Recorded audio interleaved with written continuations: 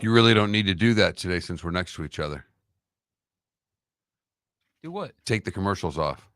Oh. Instinctually. I know.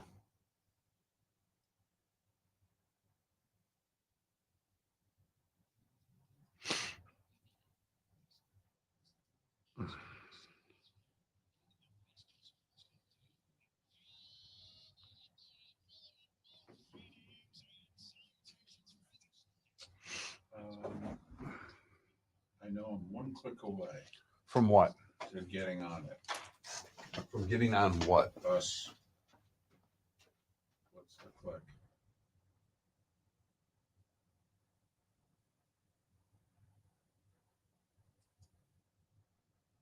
Get that. There you go. Thank you.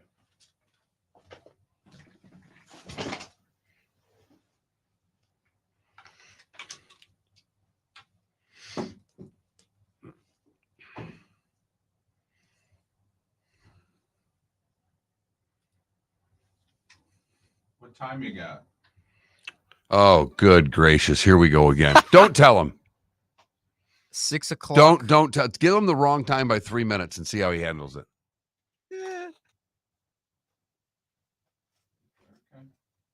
Yeah. 6 o'clock with 30 seconds.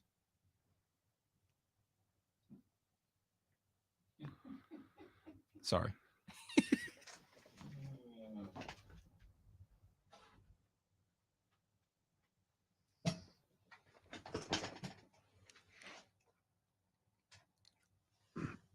Ten seconds.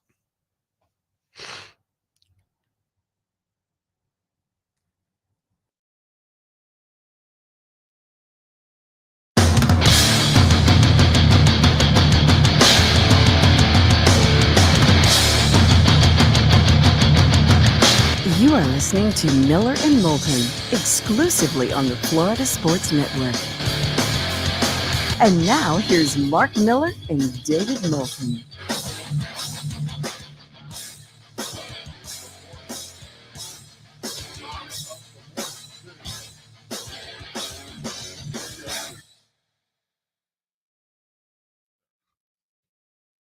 Or are we? Now we're there.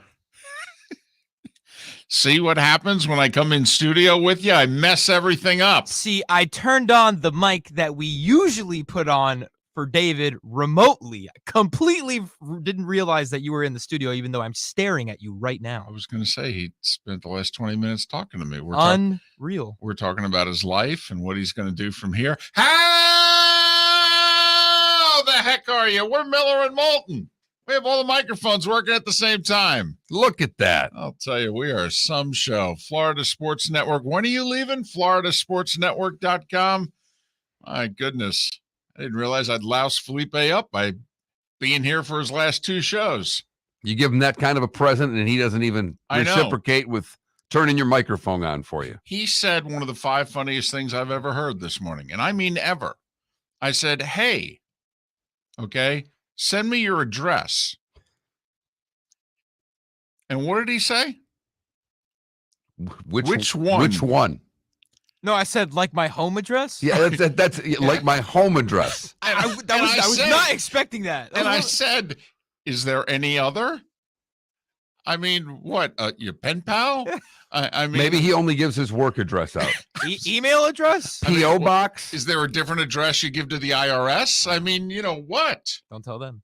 So, anyway, nice to be back in the cozy confines, sitting next to you this morning. How are you? You're not fat, by the way. This whole I'm fat thing, you're not fat. No. No, you're not fat. Well, thank you. I appreciate it. Not sitting next to me. Just walk around with you. Actually, I played golf with the guy you called me fat yesterday. He's fat too. Come on. I mean, he's fat. He admits it. And he called you fat? He did. That's ridiculous. Honestly. Did you tell him I'm on 15 days with no Oreos? Okay, mean about an hour and a half without Halloween candy. About an hour and a half too. Tell you what, yesterday, a lot of people recommending Milky Ways to me. Yesterday was a Milky Way day. It was Bud Elliott who's loved Milky Ways, and just people I was talking to yesterday about Halloween candy. I don't know. It was a good day for Milky Way yesterday. Good day for Milky Way. That's good to know. Not Three Musketeer. It was a good day for Milky Way. Do you guys have a bucket of candy right next to your front door? A bucket? You mean for Halloween? Yeah. No, my wife will hand it out. See, I have one on a shelf right next to my front door. It's a dangerous game. I get a handful every time I leave. Oh, you mean right? I mean, it's in our pantry. The Halloween candy is the Halloween candy is right close to where it doesn't need to be. Right, but on a shelf next to the front door, it's even easier. I mean, you're on the go and you have a scoop of candy. I don't like the whole just, leaving it on their front porch. I know people are busy and things and what have you. I just don't trust people anymore. The one kid will come and take all the candy. Yes, he will. Okay, and it didn't used to be that way. Yes, it did. No. You actually think in our generation, if a bucket of candy was left there, that one kid wouldn't take all of it? I would be terrified if I took more than one piece. Honestly, that I would get tracked down. I'm taking the side that you're reminiscing poetically about days gone by. No. You may not have been scared, but all I'm telling you is that Dave Sperling in my neighborhood would have dumped the whole bucket into his bag. I would have yelled at the group of kids I was with, one piece, that's it. We got to get out of here. All right. I would be convinced that we would be caught, even in a day and age when there were no cameras and what have you. I went through childhood a little paranoid. I did. That, my mom was just following me around. I mean, it was a not so benevolent dictatorship at times. I'm just saying. All right. She ruled with an iron fist.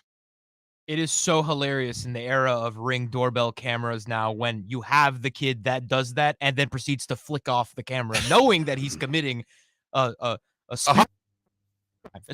spiritual crime. That is dirty. That's just nasty. Come on. What's wrong with you? Taking all the candy. You're not going to eat it. That's a lot of candy.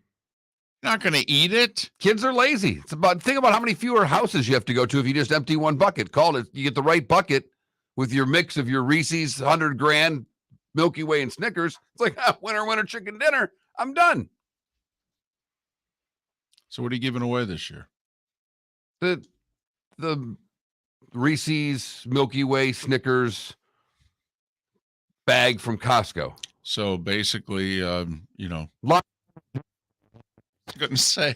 Good choice. I don't think the Reese's and the Snickers are going to make it. I mean, there's one bag that's going to be York peppermint patties and almond joys because that seems to be all that's left. We bought 2 bags. One has been taking a beating. All right. Had a lot of basketball last night. How much of it did anybody watch?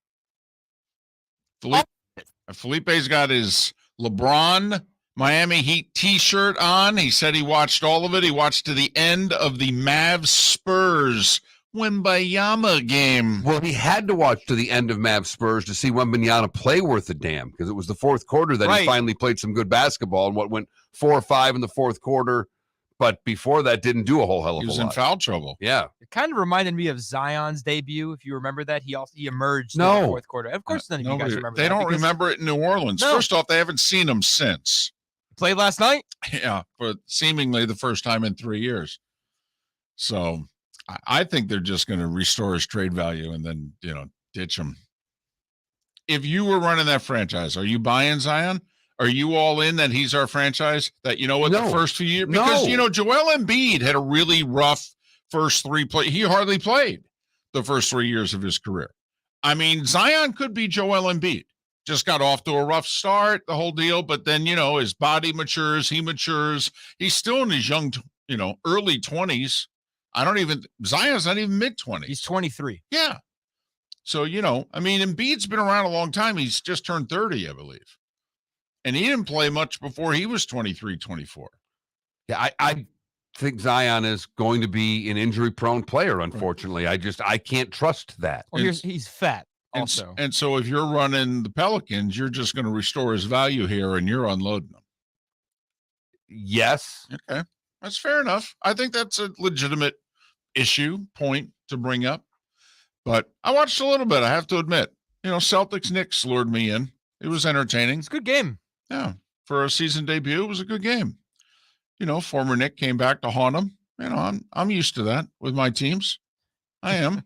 They usually A, don't win, and B, have former guys come back and do really well against them.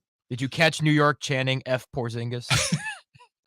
I didn't, because I was somewhere where the volume wasn't up, but well, it's good to see. Good to see that the Nick faithful are in mid-season form. Hell, postseason form for that matter. So, okay. I'll tell you what you pay for a ticket at the Garden. Woo-wee. Never been there. And I think I'd rather see a Knick game than a Ranger game, as much as I'm a hockey guy, because it's such a basketball town. I think it's the Mecca. It's the center of the basketball universe. It is a great basketball arena. All right. Don't know what it is. I mean, it's a great concert arena. It's always had tremendous acoustics, the whole deal. It's just, and it's a basketball city. It's not a football city. It's a basketball, baseball city. So they love their hoop. Big East tournament also. Well, I mean, you get a St. John's game at the Garden when St. John's has Rick Pitino. Like energy. Yeah, that would be fun. That would be fun. In fact, so much fun. I don't know, Nick's really good, or a big college game. I don't know, because the college was big in the city before the Knicks were. So that goes back. But yeah, you should put that on your list, if you can. It is, but my desire to go to big cities is not what it once was. Okay. All right. You could just pass through, you can make it a business trip. I mean, you think about it. We did a few games together over the years. We kind of zipped in, zipped out. Exactly. Going to Wisconsin, that sort of deal. So getting ready, the world's largest outdoor cocktail party. I'm hearing more people refer to it as that this year. In fact, we just heard it before the show on the overnight ESPN, the game formerly known as the world's largest outdoor cocktail party, and they said it on ESPN. I know. That's encouraging, because they're going to be the ones broadcasting that game after this year. So I hope they embrace it. I'll make you a bet. Nestler says it. I'll make you a bet. I hope so. In fact, his last one. In fact, I'll put the over under at 1.5, and I'll go over. Has it been talked about? Nope. But I know Brad just a little bit. All right. And he loves this game too, though, doesn't he? Well, he's from Minnesota originally, but he's spent now 30 plus years living about 40 minutes northeast of Atlanta. Okay. So he very much, all his friends are Georgia Bulldogs, seemingly. Okay. When we do a Georgia game, he gets inundated with texts during the game. Now, obviously, he gets a lot of texts anyway, and he knows a lot of people. But if he's doing a Georgia game, seemingly he gets more texts. So I have a feeling that, somebody who is very familiar with the game, and, that he will throw in there, since it is our last one, what are they going to do? And Brad's got a little of that in him too. Brad. Well, I think he'll poke the bear. I've found that most of the announcers, when they get past a certain age, put that in them. Right. That just becomes right. What, you going to fire me? Yeah, Vern. The last few years, I mean, he threw it in there. He said the game formerly known as the cocktail party. He would just shrug. Musburger, as he got older, yeah. Just more the boys in Vegas out in the desert. He just didn't care. Yep.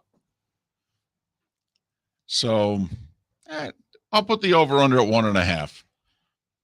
I don't know if he'll go world's largest outdoor, but I have a feeling we're going to hear cocktail party 2 or 3 times Saturday, which will make me happy. I just want a good game. This game for 20 years has more times than not been a good game. Correct. Can we get a good game? That's what does Florida have something for them? Come on, boys. Can Florida beat Arkansas against Alabama? Right. I mean, you're not asking the Gators to pull off the upset, but which would be great for the Gator fan. But all we're asking is, can the fourth quarter start and it be a 7-point game? And can it be 24-20 with 6 minutes to go and have Arkansas have the ball? Gators with a chance to take the lead in the fourth would be spectacular. Never mind the fact that I think we're both taking the 14.5, but although as the week's gone on, I've become less confident with that. So I have to make sure I don't chicken out. Miller and Moulton. We have a terrific show lined up for you. A couple hours from now, the doctor makes his weekly fantasy house call only on Miller and Moulton. Located on the East Trail, locally owned Naples Tiki Bar and Grill is an outdoor eatery next to the Hitching Post Shopping Center. Island-inspired food with a true tiki theme. The best place in Naples to enjoy the beautiful weather in Southwest Florida. The Naples Tiki Bar and Grill offers a great menu for dine-in or takeout. Enjoy our famous pulled pork, huge burgers, and tiki bar cocktails. Don't miss happy hour every day from 3 to 6 and live music 7 days a week. See you soon at the Naples Tiki Bar and Grill, 11498 Tamiami Trail East. Hello, friends and family of Southwest Florida. Are you looking to tap into the electric vehicle market? Well, look no further, because we here at Southwest Florida Golf Carts have just what you need. E-bikes, golf carts, LSVs, scooters, and more. Come down and talk with one of our experienced sales reps, have a soda and a smile, and you could be cruising the streets in your new EV today. Stop by the store or visit our website at flgolfcarts.com and enter for a chance to win $100 off your next purchase by answering John's monthly sports question. The law firm of Michael F. Hornung specializes in criminal defense, DUI, personal injury, nursing home claims, and auto accidents. I'm a former prosecutor with over 34 years of experience. The information I know is information you need to know. If you've been arrested for a DUI, time is of the essence to maintain your driving privileges. Call the law firm of Michael F. Hornung for a free consultation. At the law firm of Michael F. Hornung, we are committed to excellence in your representation. Being a local attorney with local knowledge is clutch to the success of your case. For over 30 years, we have successfully represented the citizens of Southwest Florida. For a free consultation, call 239-437-0095. That's 239-437-0095. Our offices are conveniently located in Fort Myers. Visit online at mfh-law.com.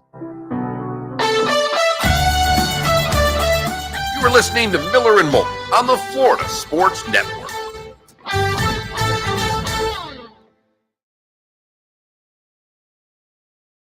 They could fire up the app is the way I took it. Okay. Sorry. No, that's fine. No, because that's they want to hear on. According to Daniel Wallach, Justice Kavanaugh may be laying the groundwork for a SCOTUS cert grant by declaring that the compact's deeming structure likely violates IGRA, and the Florida statute granting a sports betting monopoly to the Seminole tribe, quote, raises serious equal protection issues, unquote.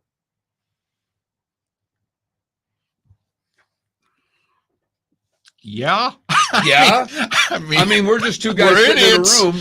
But it's, yeah,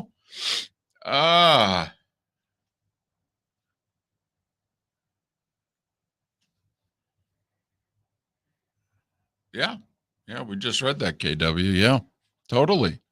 I mean, it sure seems like they're going to take the case, which we've only thought for how many years? 2.5. Right. We thought they would hear the case. First off, we never thought Florida would win at any level, and they did, obviously, a couple levels ago.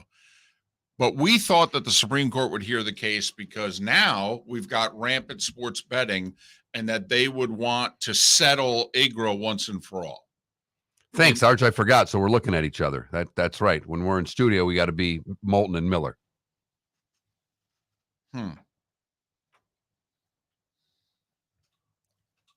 So in less than 2 sentences, the reason why sports gambling was legal in Florida for 3 weeks.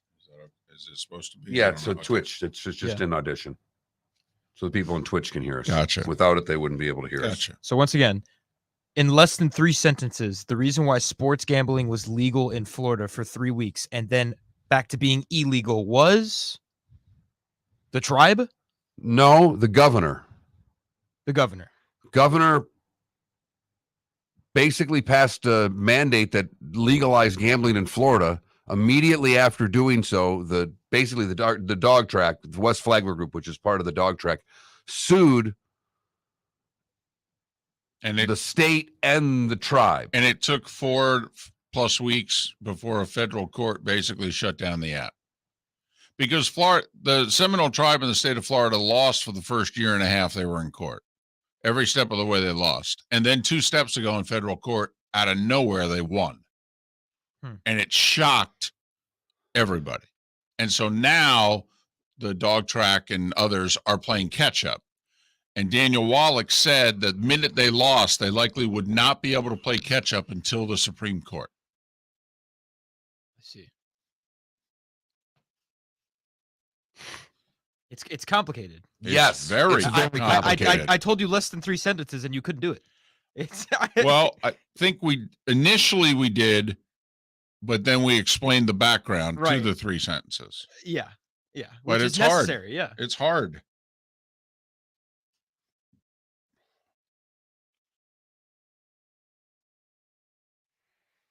Whew. Zion already dunking on people again.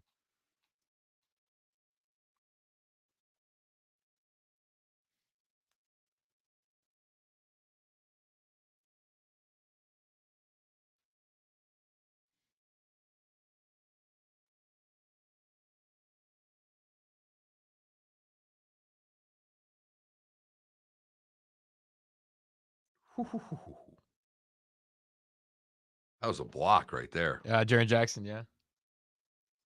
Yeah, but he came off the bench for Michigan State. Why would you want to play him as a starter? Won Defensive Player of the Year. Yeah. Terrible. Still blows my mind that Bam didn't even get top 3.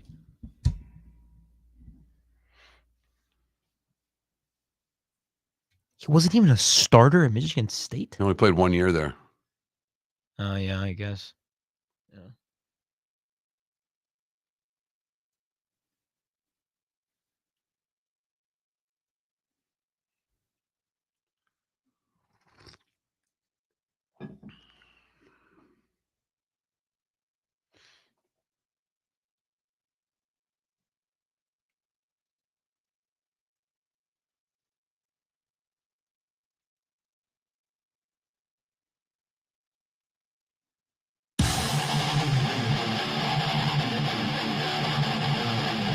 You're listening to Miller and Moulton, exclusively on the Florida Sports Network. 21 minutes past the hour. Top of the morning to you. Miller and Moulton, Florida Sports Network, floridasportsnetwork.com. We'll go through everything that took place in the sports world, coming up with the starting 5 in a little more than 15 minutes time. Good show lined up today. Roy Cummings to talk Bucs, JP Shadrick to talk the cocktail party. He's broadcasting it for Westwood One and the suddenly hot Jacksonville Jaguars. Are they now going to stake their claim to challenge the big boys the way the Lions have tried, the Dolphins have tried? Are the Ravens making that claim? Are the Jags? They've won 4 in a row. Who they got? The Steelers this week? Jacksonville's got a thing on Pittsburgh. They've beaten them a couple times in the playoffs. In Pittsburgh, both times. Got to have a little history there, but, for whatever reason, the Jags, when it's important, beat the Steelers. The Texans, not so much, but the Steelers, they can take care of the Steelers. So JP will join us in our 8 o'clock hour, as will the doctor. Dr. Roto making his weekly fantasy house call. So do we want to try to explain what took place in federal court yesterday involving the Seminole tribe, the state of Florida, and sports gambling? I think we owe it to the audience to at least attempt to. Okay. Because we've been on this story for seemingly ever. At least 3 years. Right. So we started in our second act. Well, we actually started talking about it in our first act. It was part of our platform to run for Congress. And now that it has become legal in so many states, we are waiting for it to become legal here in the state of Florida. Is it 35 now? Is the number 35 states? I thought another state like last week got up and running. I think we're at 35 sports betting. I know North Carolina goes right after the first of the year. Okay. Because my son is very excited about placing his first legal wager. And amazingly, none of the 35 are the 3 biggest states in the country. California, Texas, and Florida. No legalized sports betting. And when this all started, we have been trying to keep you updated as to what's going on in the legal part of this, from the casino first, from the Hard Rock first opening their app to the lawsuits that have followed from the West Flagler Group. Yesterday, the Supreme Court denied the West Flagler Group their stay. Right. So that would seem to be bad news until Chief Justice Kavanaugh expressed his opinion on the case as a whole. And that would seem to be good news for those that are wanting it to be more than just the Seminole Tribe. Because we will get sports betting in Florida. We will. It's coming. It'll either be just the Seminole Tribe and only the Seminole Tribe, and the state of Florida and the Seminoles will have successfully changed federal law, or this will have been a 3 to 4 year odyssey, and at the end, the Seminole Tribe in the state of Florida is going to get slapped down by the Supreme Court, and then we're probably going to do it the way all the other states do it. But we're going to get sports betting, probably for the 2024 football season. Ooh. Okay. I hope you're right. This is my theory, and obviously you could shoot me down and tell me I'm wrong, but I think the Supreme Court's going to take the case, certainly after what Justice Kavanaugh said yesterday in rendering 2 opinions as to the problems that he has with the state of Florida and the Seminole Pact. And by spring, they'll render their verdict. And if it's thumbs up, then we'll have gambling immediately through the Seminole app. If it gets voted down, and then the state of Florida and the Seminole Tribe is going to have to play ball. And it will be in their best interest to play ball quickly, put something together. Why? Because the Seminoles are going to want to have it going by football season. That's where the money is. So that's my guess. Yeah, I just think the state of Florida and that ridiculous amendment that was passed. Amendment 3 was yes, it? That was passed some 4 years ago now. That's going to play a part in opening up gambling to everything. That's my worry, David. Well, and the tricky part of that is that amendment was basically said if you wanted to have sports betting in the state of Florida, you had to go through the Seminole Tribe and Disney. Well, look what's happened to the relationship between the state and Disney since that amendment. So you're right. This could get tricky. And ugly. So I hope optimism. I'm not as optimistic that we'll be betting by the 2024 football season. It's billions of dollars at stake. You're damn right it is. I mean, we're not talking millions here. We're talking billions. Third most populous state. I mean, you get the gambling going. I mean, ching, ka-ching, ka-ching. But Chief Justice Kavanaugh, he was opinionated yesterday. He could have done a podcast. Definitely could have filled a couple segments on our show with what he had to say about IGRA and the compact. I mean, he could have done an hour on VEASAN, for goodness sakes. He was so into this particular case and issue. So quickly, he basically said, man, this looks like a monopoly. I don't think you're allowed to do that. Is that a fair interpretation? That is the Reader's Digest version, no question. And then the second one, he said, so let me get this straight. You're trying to have sports betting off of Indian land and call it Indian land? That seems to be a violation of IGRA. Which is what we've said, and meaning we, Miller and Moulton, have said for the better part of 3 years. And our legal expert, Daniel Wallach, has been saying for 4 years, in which he's like, listen, you can't just, open up a betting parlor in a strip mall in the middle of a city and call it Indian land. That's not how it works. And that's what the Seminole Tribe in the state of Florida are trying to pull off here. And if for nothing else, the minute the state of Florida and the Seminole Tribe won in federal court, another reason why we thought this case would go to the Supreme Court is that you've got tribes in other states going, well, if that's the case, then, well, we can do that too. We don't have to share this money with DraftKings and what have you. And so then they in the 35 other states are all of a sudden going to have legal issues. And so that's why another reason why we thought this is going to the Supreme Court. This is actually a fairly important case. And whether or not a law from 1972 is still legit, is still modern enough, because we didn't have widespread sports betting when IGRA came to be in 1972. Now we do.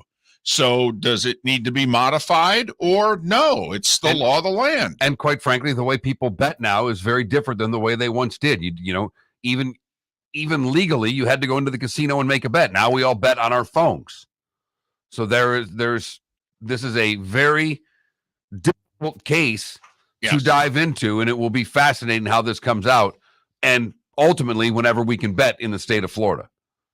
Now, Daniel Wallach said that based on something that Chief Justice Kavanaugh said yesterday, that there's another basis for appeal for the folks that are against what the state of Florida and the Seminole tribe put together. I got to admit, if I'm the West Flagler group is what they're officially known as, right? They're the lead opposition. Correct. If I'm West Flagler at this point, I'm not spending any more money on lawyers. Based on what Chief Justice Kavanaugh said, I'm pretty confident they're taking the case.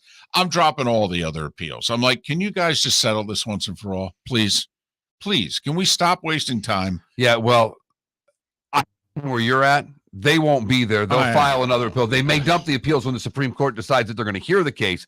But until then, David, you just said it. There are billions and billions of dollars at stake for this. Yes, no question about it. I mean, there are, Greyhound tracks and former Greyhound tracks whose very existence depend on this. I mean, they stopped the Greyhound racing, but they're like, well, eventually we're going to have betting parlors. Forget Greyhound. We don't need Greyhound racing. I mean, once we get betting parlors, we're in good shape. So that's as best as we can explain it to you where we're at with gambling in the state of Florida. And we will always keep you updated as new news becomes available because, well, it's the future of this medium for us. It's only the future of this show.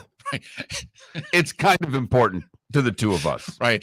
It's only putting Mark's daughter through college. I mean, it's no big deal or anything. We don't have anything riding on this. Nothing at all. We are casual observers. I guess there's a few other people involved, but we're getting selfish. The stuff on the Florida Sports Network. The law firm of Michael F. Hornung specializes in criminal defense, DUI, personal injury, nursing home claims, and auto accidents. I'm a former prosecutor with over 34 years of experience. The information I know is information you need to know. If you've been arrested for a DUI, time is of the essence to maintain your driving privileges. Call the law firm of Michael F. Hornung for a free consultation. At the law firm of Michael F. Hornung, we are committed to excellence in your representation. Being a local attorney with local knowledge is clutch to the success of your case. For over 30 years, we have successfully represented the citizens of Southwest Florida. For a free consultation, call 239-437-0095. That's 239-437-0095. Our offices are conveniently located in Fort Myers. Visit online at mfh-law.com. Hi. Excuse me. Hey, the line starts back here. Ma'am, if your party's not here, you're going to have to go around again. If you had the opportunity to avoid all this, wouldn't you? Salt Live is the official transportation provider of the Miller and Moulton Morning Show, making your trip to and from the airport seamless and stress-free. Salt Live is supported with the help of local partners like the Bayfront Inn. Gather your family and friends and enjoy a leisurely day on the water with a pontoon or deck boat. If you prefer to explore the waterways without a motor, the Bayfront has canoes, standboards, and kayaks. At the end of your journey, enjoy lunch or dinner at the Bamboo Tropical Bar and Grill. The Bayfront Inn, something for everyone on 5th Avenue in downtown Naples. BayfrontInNaples.com. When you need a ride, book with Salt Live Transportation, 308-8686, or book on saltlivetransportation.com.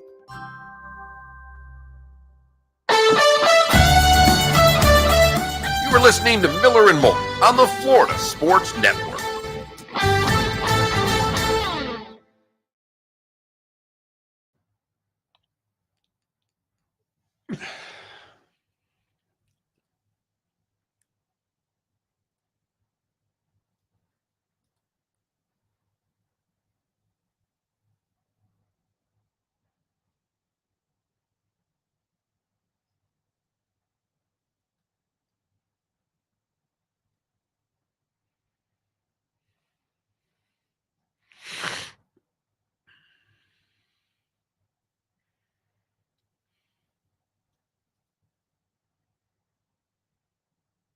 Other than game day and I guess maybe the McAfee show, I think SportsCenter with Scott Van Pelt might be the best thing that ESPN has. I'm sorry, my headsets were out. I didn't hear a word you said. I said other than game day and maybe the McAfee show, I think SportsCenter with Scott Van Pelt is the best thing that they have. Yeah, It is. he's very good. I never get tired of it. I get tired of everything else. I never get tired of SportsCenter with Scott Van Pelt.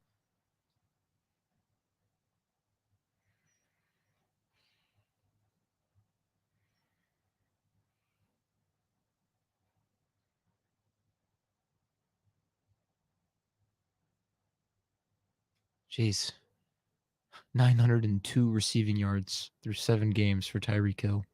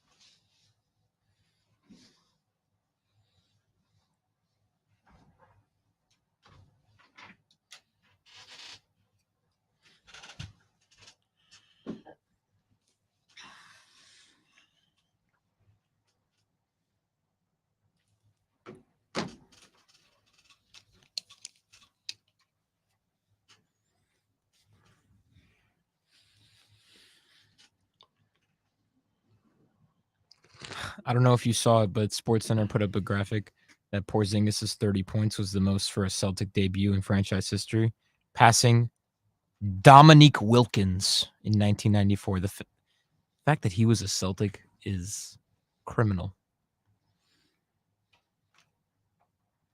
There's a lot of guys who did like a year with the Lakers, a year with the Yes. Celtics. Or just a random team. Hakeem Olajuwon on the Raptors, Patrick Ewing on the Magic. And Sonics. And Sonics, yeah. Hell, Gary Payton on the Heat. Championship. And the Lakers. And the Lakers, yeah.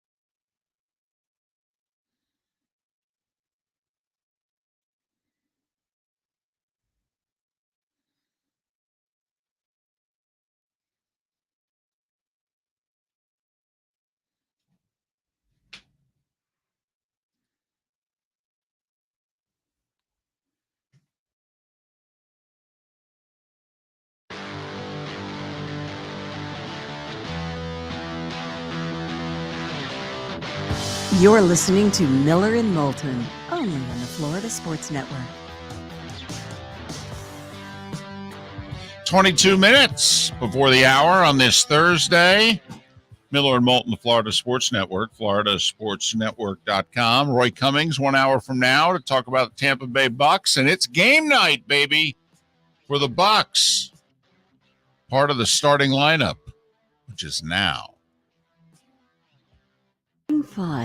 5 stories you need to know. It's the starting five on Miller and Moulton. Here's number one. I'm being nice, Mark. I'm being nice. I like that you changed the name of this segment. It is more of a starting lineup than a starting five. Yeah.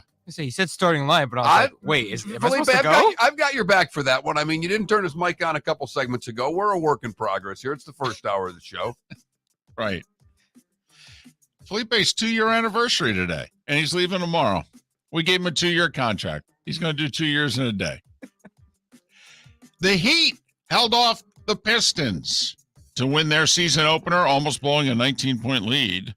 Bam with 22, Jimmy Buckets with 19 to offset Cade Cunningham's 30. Marquee is pretty good.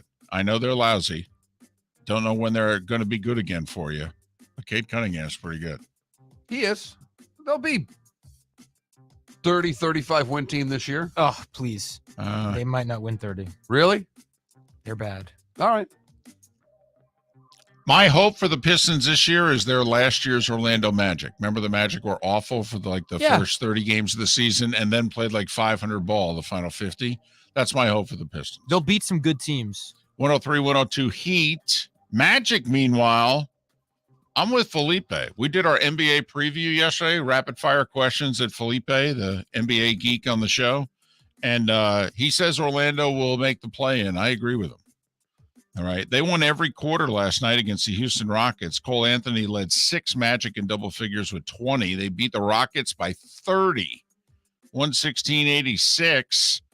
Nice to see Jonathan Isaac healthy and playing. The Naples native, 14 minutes, scored 11 points.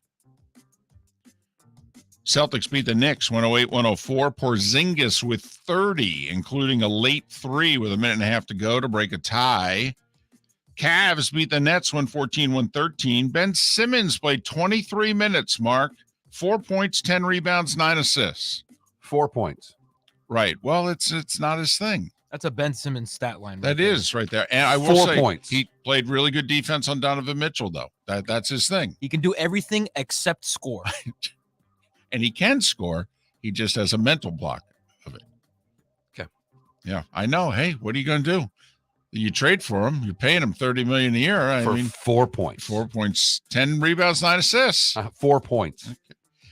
Luka played 32 minutes and had a triple-double, 33 points, 14 rebounds, 10 assists. 33 points. Correct. That's more than 4. That's more like it. 33 greater than 4. Right. Okay. I mean, he couldn't guard you, but yes, 33 points, 14 rebounds, 10 assists in Dallas's 126-119 win over Wembayama's Spurs. Wemby foul trouble for the first 3.5 quarters. He did hardly anything, although he did score 3.5 minutes into the game. We had an over-under as to how long it would be till he scored last night. He had a 3 about 3:40 into the game. But he ended up in 23 minutes, scoring 15 points, 5 rebounds. 9 of the 15, though, came in the final 7 minutes of the game. So he was not a factor. Harden returned to the Sixers, but he's not going to play in the opener. This is going to go well. This is going to be fun. Nick Nurse is like, man, really? When I took this job, you told me you were going to play. Or Maury's, or he's saying to Maury, or you told me you were going to trade him. One of the other. I did not take this job to deal with this crap. Okay? I had like 5 other offers. NBA is returning the All-Star game to how it was when you and I were growing up. Yippee. Really simple. You know, East against West. No more of this player teams and drafts and what have you. No. Okay, we're going to have the 12 All-Stars from the one conference and 12 All-Stars from the other. It's a crazy concept. You're sounding like old guy get off my porch right there with that. It's an all-star game. Who gives a rip how they do it? Well, Turner does because it's kind of like Fox with the baseball all-star game. Okay, we know it's a joke. All right. But it's a weekend for the players to cheat on their wives. Okay. And the game gets like 3-4 million viewers. Okay. I mean, come on. That's why we're. What is viewership way down since they've gone to the. Yeah. Viewership keeps going down. Last year's All-Star game was awful. They're all awful. No, not all of them. No. They're all awful. And I don't mean that. I mean all-star games. All-star games are all. The Pro Bowl was awful. The NHL All-Star Game, awful. The NBA All-Star Game, awful. The baseball All-Star Game is the only game that resembles an actual game. Right. It's a game. I mean, they play the game. That used to have a lot of meaning. Miles Garrett has bought into owning the Cavs. How much do you think it cost him? We do the math here. If the Cavs were on the market, what do you think they sell for? $1 billion? Oh, no. More like just Probably. they'd probably sell for $3 billion. Wait, hold on a second. The Clippers sold for $2 billion. You think the What Cavs do the Suns just sell for? $4 billion? That's Phoenix. Okay. It's got to be worth half of what Phoenix is Okay, worth. so say $2 billion. It's got to be. Okay, so we'll can we compromise on $2 billion? Okay, yes. Okay, what's 1% of $2 billion? Is that 20 million? Because 10% is 200 million. So 1% would be 20 million. Right. I mean, you figure now maybe they gave him a discount. I don't know, but I mean, wow. I mean, would you take 10, 15 million out of your bank account to buy 1% of the Cavs? Just saying. You know, when these guys buy in as minority owners, it's not cheap.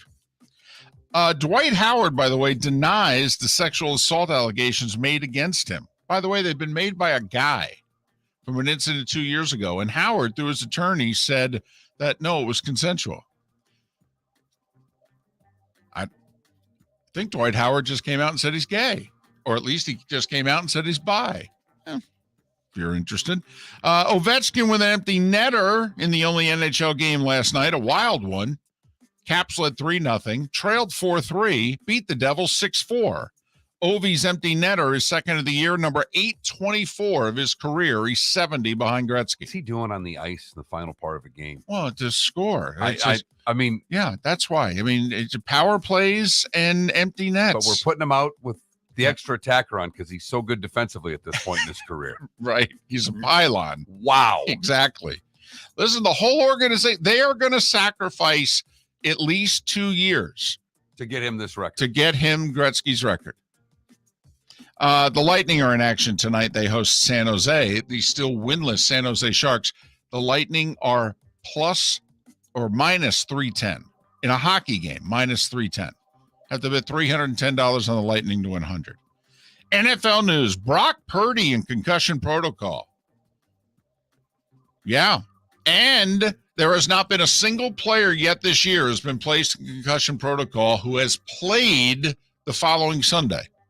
You got to go back to mid-season last year, the last time somebody was placed in concussion protocol and played in the team's next game.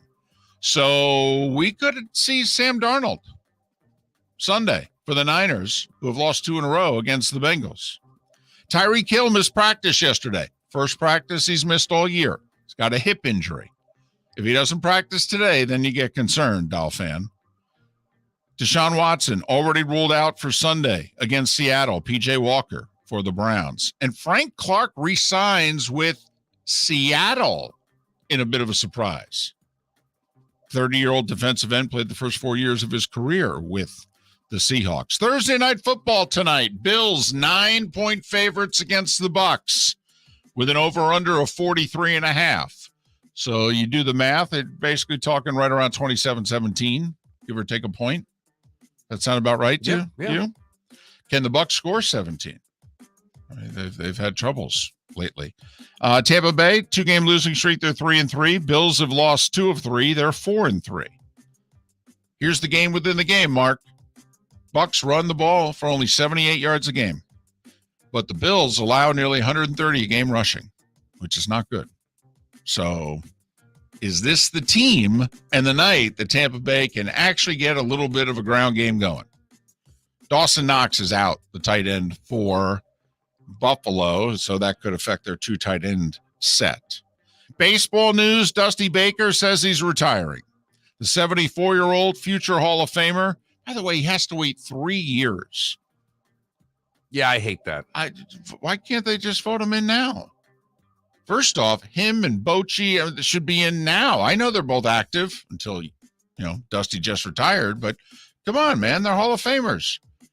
I mean, let them enjoy it, for however many remaining years they have left on this earth, right? 26 years as a manager. Every team he managed, Houston, San Francisco, the Cubs, the Reds, and the Nats, all went to the playoffs. 2 of them went to the World Series. Houston won it for him. 19 years as a player. And he won the 81 World Series with the Dodgers. So he won a World Series as a player and as a manager. How many men in the history of Major League Baseball have won a World Series as a player and as a manager? I'll give you a hint. It's single digits. I was going to say 7. Wow. Buy lottery tickets tonight and buy one for me. 7. Alex Cora, Joe Girardi, Davey Johnson, Lou Piniella, Dave Roberts, Mike Scioscia, and 74-year-old Dusty Baker, who retires 7th on the all-time wins list. And as we mentioned last segment, the good news for the state of Florida and the Seminole Tribe, they won in federal court yesterday. The bad news, Chief Justice Kavanaugh voiced his opinion on the compact between the state and the Seminole Tribe, and he hates it. He says, seems like a monopoly to me, which you're not allowed to have. And B, certainly seems as if it violates IGRA. So, in one sense, state of Florida and the Seminole Tribe got a win in federal court yesterday. But if you're the opposing side, you may have gotten a bigger win. And the gambler may get the ultimate win because they could turn the app back on until the Supreme Court hears this, and we may be able to gamble for the next several months until this court case is heard before the Supreme Court. We actually could have our cake and eat it too in this instance. Yes, there could be gambling next week in the state of Florida. For how long it lasts, who the heck knows? And as we approach 9 minutes before the hour, that was the starting 5 every weekday morning at this time on Miller and Moulton.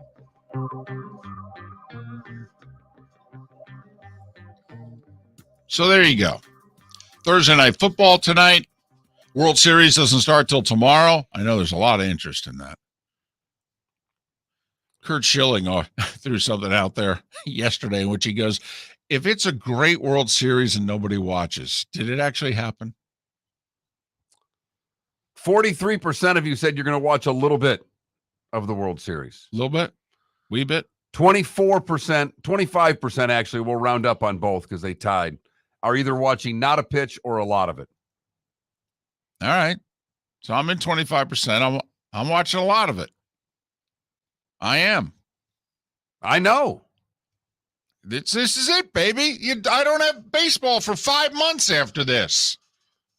Whatever are we going to do? Well, I don't care about we. I care about me. This poll question's about us as individuals. What are you doing with the World Series? I am going to watch a lot of it because this is it. You know, I don't watch any preseason, so I don't watch spring training. I mean, to me, there's no games till the last few days of March.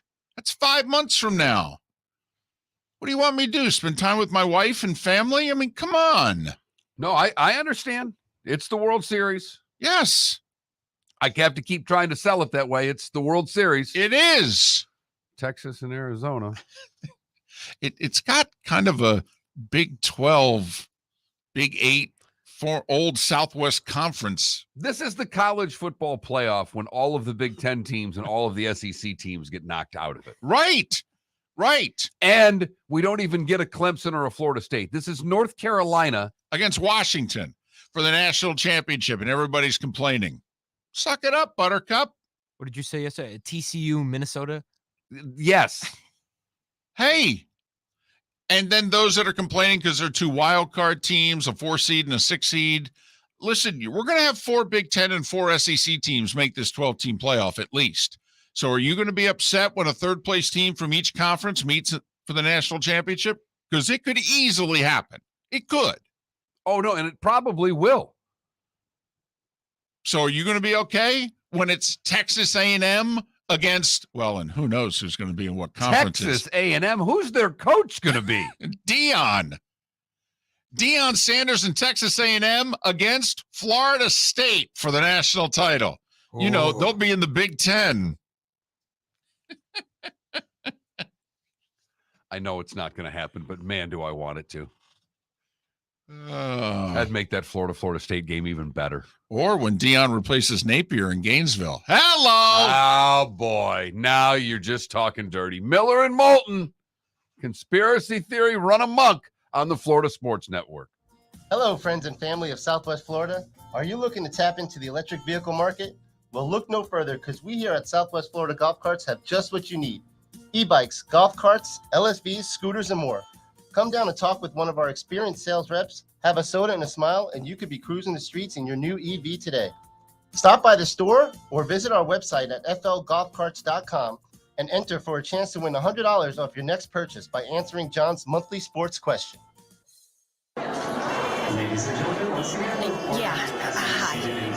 Excuse me. Hey, the line starts back here. Ma'am, if your party's not here, you're gonna have to go around again.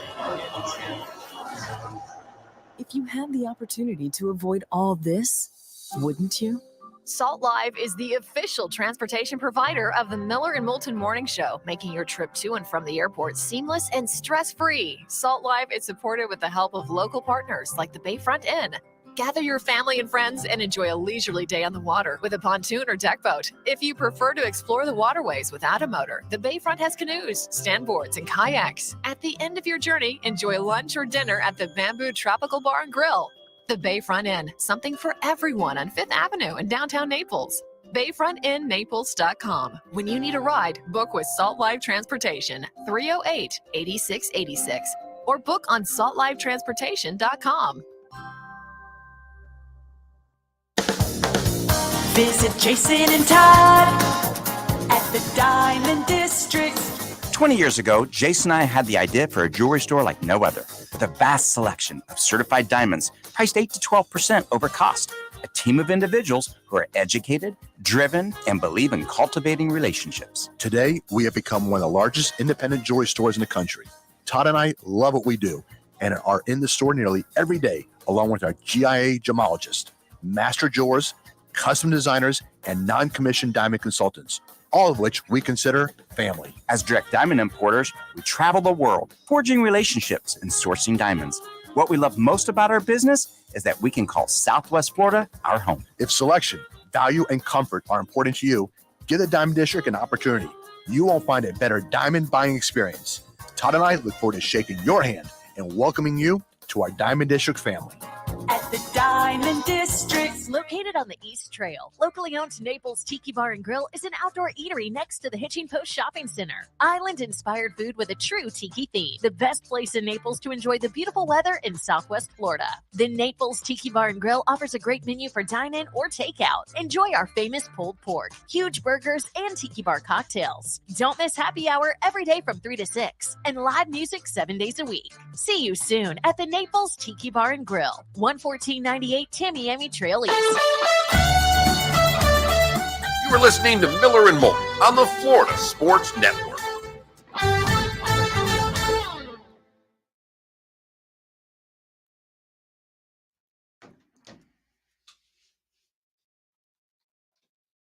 I may take Detroit in the Suicide League this week.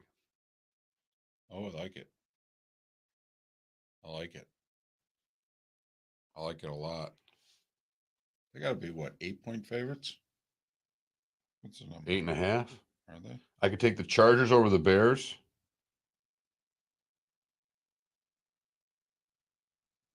I think I'm taking Detroit.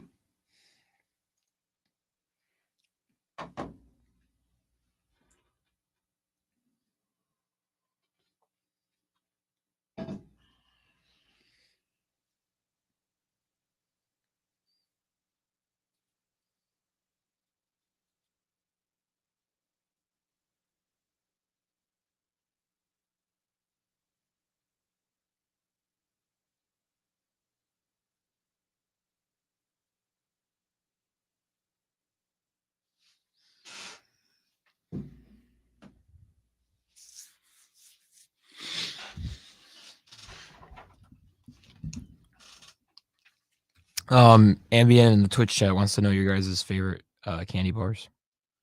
Favorite candy bar? It might be a Kit Kat for me. I love them. The Twix has made a huge comeback in the past 7 days. Mm-hmm. Just break me a piece of that Kit Kat bar. I mean, I don't like to go with the Reese's or the Snickers because everybody goes with that. So I have the Twix lately has been my favorite. I have gained a recent liking to the Almond Joy. You're on your own planet. I like it. I think it's good. I like coconuts and I like chocolate. And the nuts? Yeah. I like nuts. Almond Joy's got nuts. Mounds don't. Oh my gosh. And the Snickers ice cream bars. Amazing. Yes, Arch, over the $100,000. I'm the Twix bar has been just delightful this week.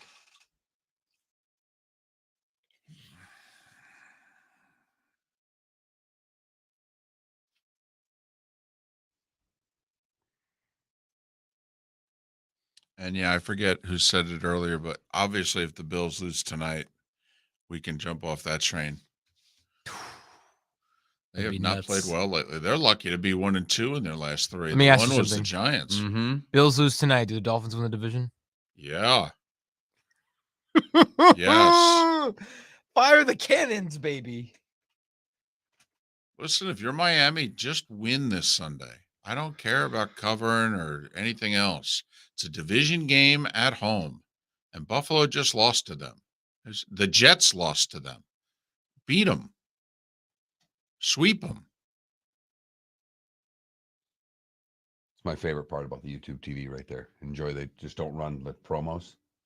So you get either 30 seconds or 10 seconds of enjoy the send. We'll be right back. That's nice. Just different pictures. That's nice.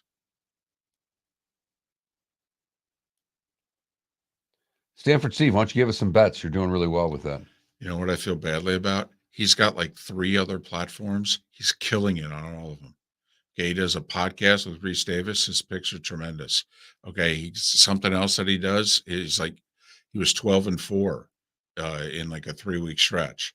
But on game day, oh my God, can't pick his nose. Awful. And we were talking. He was out in L.A. and I was talking to him about it. I said, "How you holding up?" He goes, "It's."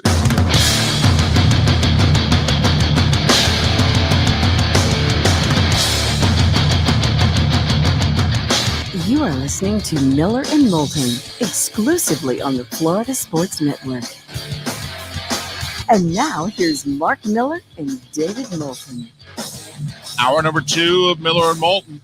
Thanks so much for being with us, Florida Sports Network, floridasportsnetwork.com. It's the second to last show for young Felipe. He is leaving us after tomorrow. And then Trent, right? Yeah. He's number 9, by the way. Trent will be number 9. We figured It's that a out good number. yesterday. A lot of good 9s in this world. Really? Yeah. Okay. It's a good number. Joe Burrow. If you say so. I mean, Joe Burrow. Oh, please. We can go down the list. I mean, I'd like to think, Felipe served us well. Number 8 was pretty good. We'll look back at our list of Absolutely. producers. He will rank high. He may medal. Really? Yeah. And number 8, Carlos Arroyo. See, he's costing every time he opens that mic, he could cost himself a medal right here. And it's down to the thousandth of a second. And he hasn't realized just how quickly he can go from a bronze to. Exactly. Take your damn bronze and shut up. But okay. All right. But this is it for young Felipe. My mom is getting him a gift. No. Yeah. Yeah. Your mom. My mom has grown fond of him. Okay. She has. She tells me all the time, you two are too hard on him. He's a nice young boy. I go, he's not a young boy. He's right. a young man. That's what I said. If he were 14, we'd be way too hard on him. But, you got to, first off, to my mother, who's the same age as your mother. So they take a look at someone who looks that young. And what do they think?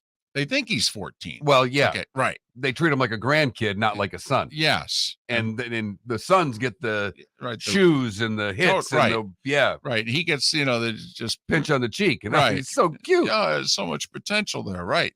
So, yeah, my mom, the reason that I asked you for your address is for my mother. I love her. She's always had my back. She and has. I will never meet her ever.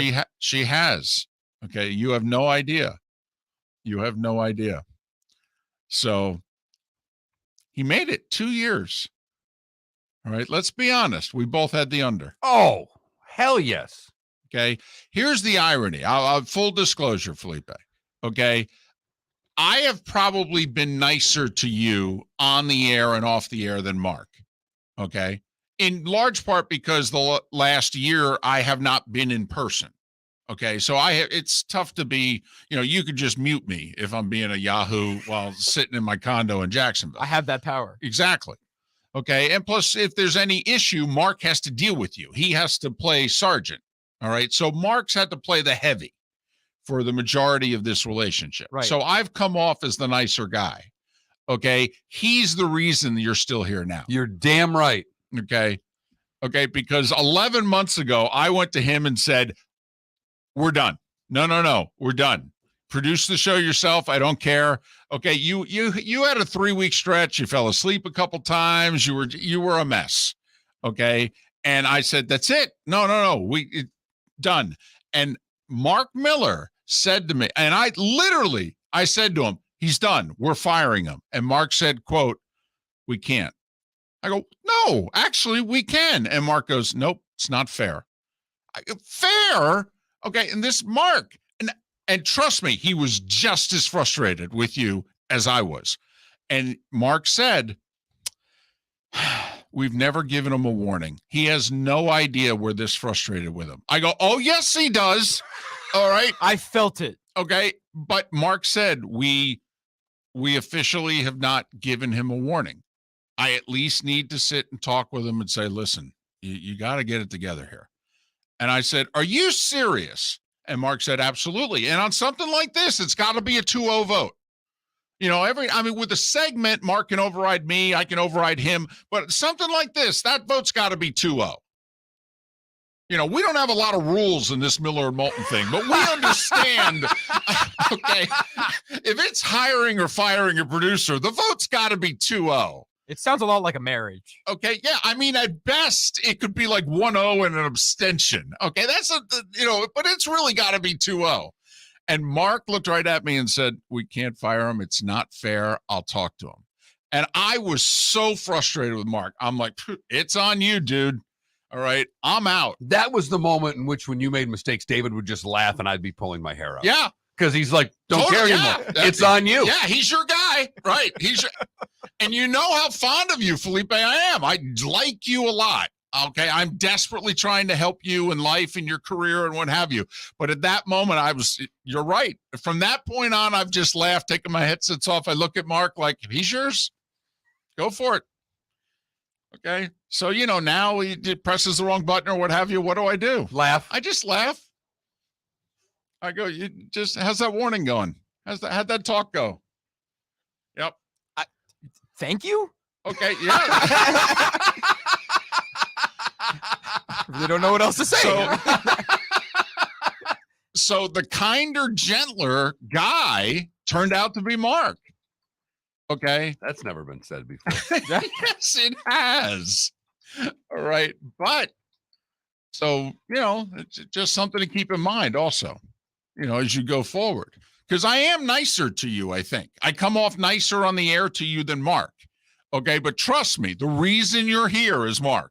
Well, it comes from your mother, She's very nice to me. Yes, but let me tell you, you get to a point with my mother, you're dead. Right. Okay, you go from get rid of him. Okay? I can tell you this. I've been working with David a long time. He's never asked me for my address. Because I've always known where you lived. That's because my mother doesn't think you're leaving yet. Okay? You announce you're leaving, my mom will want your address. So that's what it takes. Right. I have no idea what she's getting you, by the way. No, she just said to me last night, she said, get Felipe's address. And I'm like, what the hell for? She's like, it's my business. And I'm like, oh, wow, you're turning into your mother. So that's how my grandmother would operate. She was like, it's none of your business. Thank you. I should have known it was your mother too, because when you asked me, I'm like, is David getting me something? I thought you were on the Christmas card list, and I thought he would, since I know David's not writing the Christmas letter anymore, I thought maybe the letter's making a comeback this year. So you guys still do Christmas cards? Well, I didn't for the longest time, and then midway through the marriage, we started doing a Christmas letter. And my wife wrote a letter that described a life of which I was not familiar because everything was great and everyone was happy with one another. And I said, yeah, I can't sign my name to this letter. This is crap. And David started writing the letter. Correct. And they are all gems. I wish I still had some of them, but there was one year in particular that was not a great year.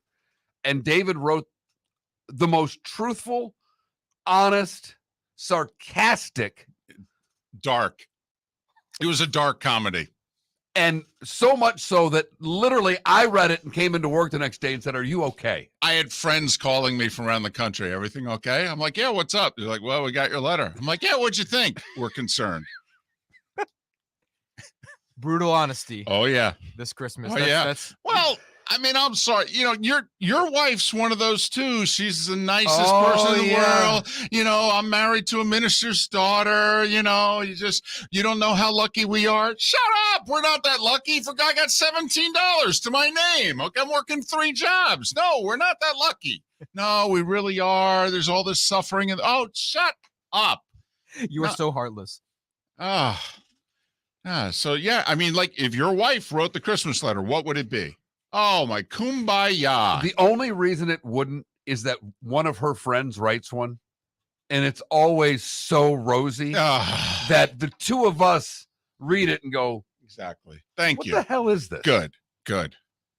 So, we just send the card with some pictures, and we try to superimpose that we're really happy, David. We don't tell you how happy we are. We just put 5 or 6 pictures up there that shows just how wonderful our life is. You give the impression correct that life is great, but you never put any words behind it. Just a quick Merry Christmas. Right. Hello, how are you? Because a picture's worth 1,000 words, and 900 of them are false. Right. There you go. Miller and Moulton on this Thursday. Hey, how much of a puncher's shot? Tell you what, this could be a poll question. Oh, more of a puncher's shot. Bucs in Buffalo, Gators with Georgia. I like it. There was a question yesterday. I asked you, did you write it down? Remember, we had a good question yesterday late in the show that we were going to use. I don't even need to go to my notes because I know what the question is. But here in my phone under poll question, yeah, as a matter of fact, I have it written down. Really? Once again. Okay. He's smiling, so this would be like us sending out a Christmas picture. Everything's great with Miller and Moulton. No, actually, Mark wants to strangle him right now, but okay. Your other question was, if you're a Gators fan, you can knock one team from the college football playoff, who would it be, Florida State or Georgia? Yeah. It's a great question. It is. Want to save that for tomorrow or run it today? Think about it, really. It's radio. I think we want to run the Bucs Gators question today and that question tomorrow. Okay, there you go. Poll questions are done for the week. Look at that. Now, by point spread, the Bucs have a better puncher's chance because they're only a 9-point dog and the Gators are a 14 and change. But I mean, there aren't a lot of people that give the Bucs much of a shot tonight, which is interesting because look at who they're playing. I mean, let's be honest right now. Buffalo's a mess. I mean, Tampa Bay may not be that good, but the Bills are a mess. And the Bucs defensively still are okay. Yeah. Although we'll say Ritter and company putting up over 400 yards against them last week. That was concerning. He's not that good a quarterback, and they move the ball all day. That's with Bijan Robinson getting 1 carry also. Right. Mm-hmm.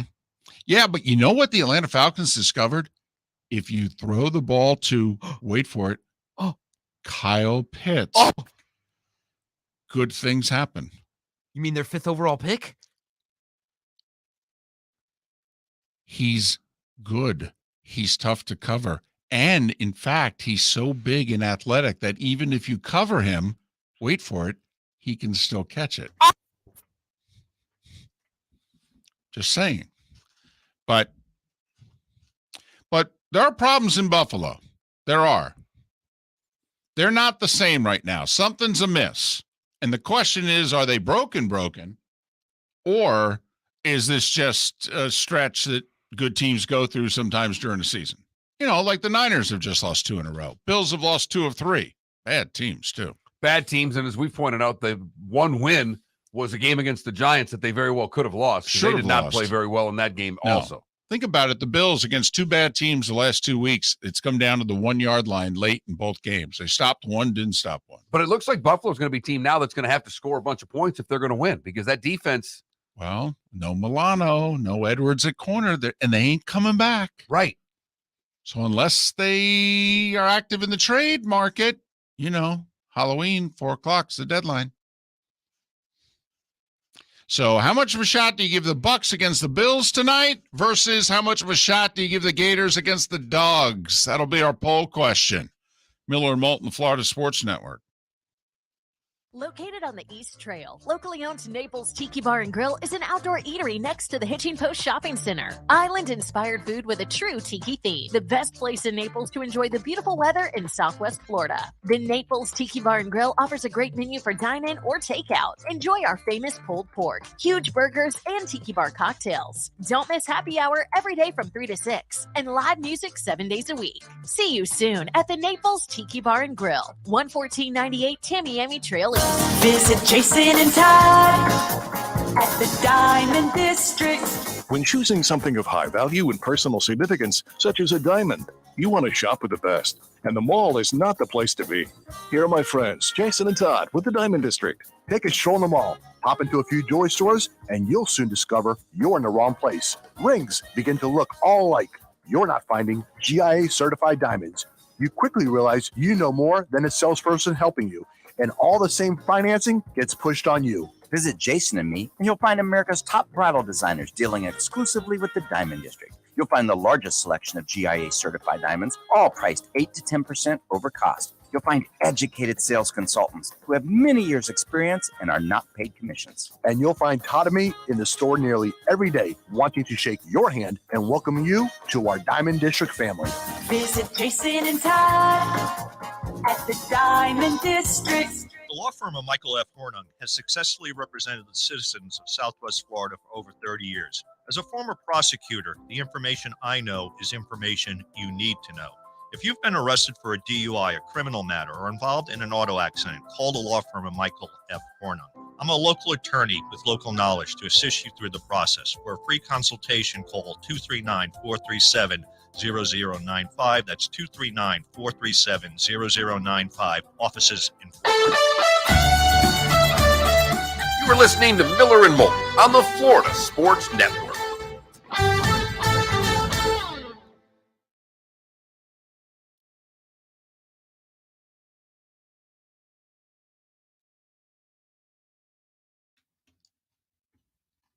Tyler Johnson.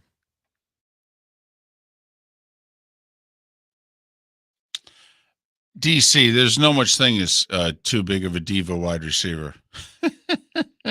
I know there is, but listen, you take Diggs off that team doesn't even make the playoffs.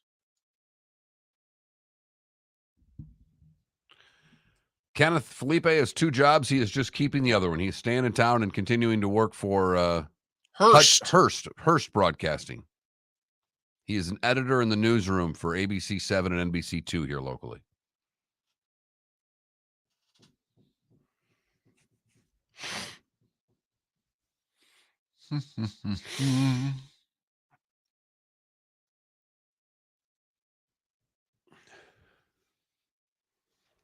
How in the world can you blame a wide receiver for a team's shortcomings? Seriously.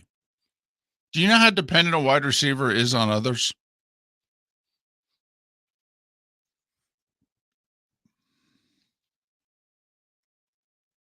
They gave up nearly 30 points to Mac Jones and the Patriots. We're blaming a wide receiver?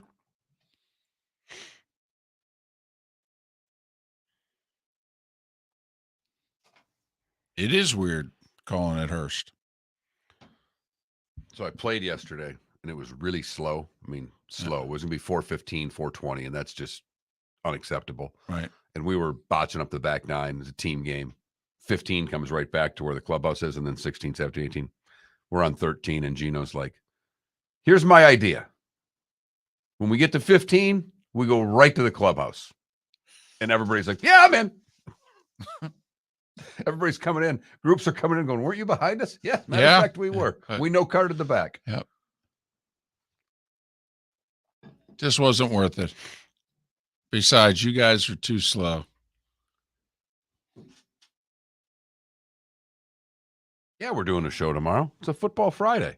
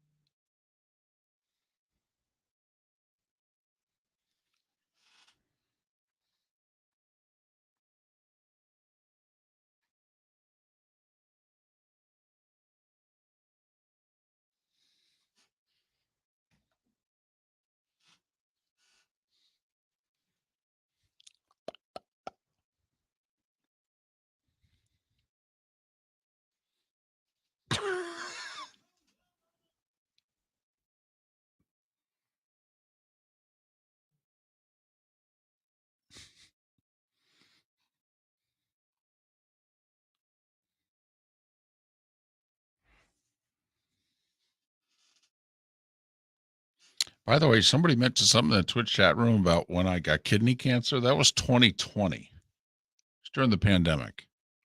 I don't know why that came up and why that was relevant, but it is why I'm back in town. Got to get a cancer scan today. I was going to say, I was like, I know you're not in town for me, so why are you here? No, I'm not. I'm in town. They found 2 nodules on a lung 3 months ago.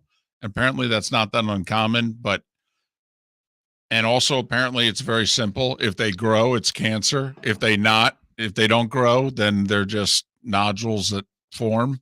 And apparently I had 1 or 2 on my other lung like a year and a half ago. And so this time they said, we don't think it's anything, but come back in 3 months. We want to make sure. I went, okay. So this is 3 months. So I just go in, they scan me, and they'll take a look. And if they're bigger, we got issues. And if they're not, we're good. So I feel fine. Usually the blood work, which I did a week ago, that'll give an indication. Usually if you have cancer in you, your white blood cell count and other things are off. So they'll even know something's going on before you do the scan. As I told you when my mom just had that one, we were convinced everything they rushed through, kind of like what you're, hey, get, Right. and then 5 minutes before the procedure, the doc goes, I don't think it's cancer. my mom literally looks at me and like, you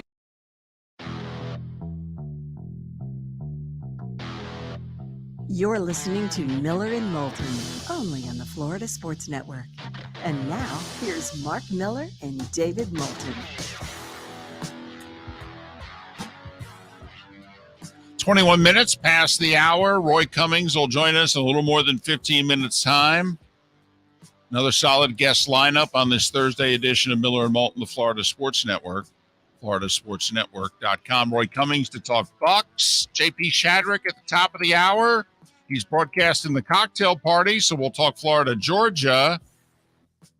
And the Jags have won 4 in a row. They're taking on the Steelers, and he's part of the Jags radio network. So we'll talk them in that game as well. And then a little more than an hour from now, and about an hour from now, we will start taking your fantasy football questions, because the good doctor, Dr. Roto, is making his house call in about an hour and 15 minutes to answer your fantasy football questions. Tonight, it's Bucs Bills. Thursday Night Football on Amazon. Buffalo, a 9-point favorite. All right. Have you heard of the idea of Florida Man? I've heard of it, but I don't really understand it. Felipe, you're aware of the Florida Man phenomenon. Do you want to explain, or do you want me to explain?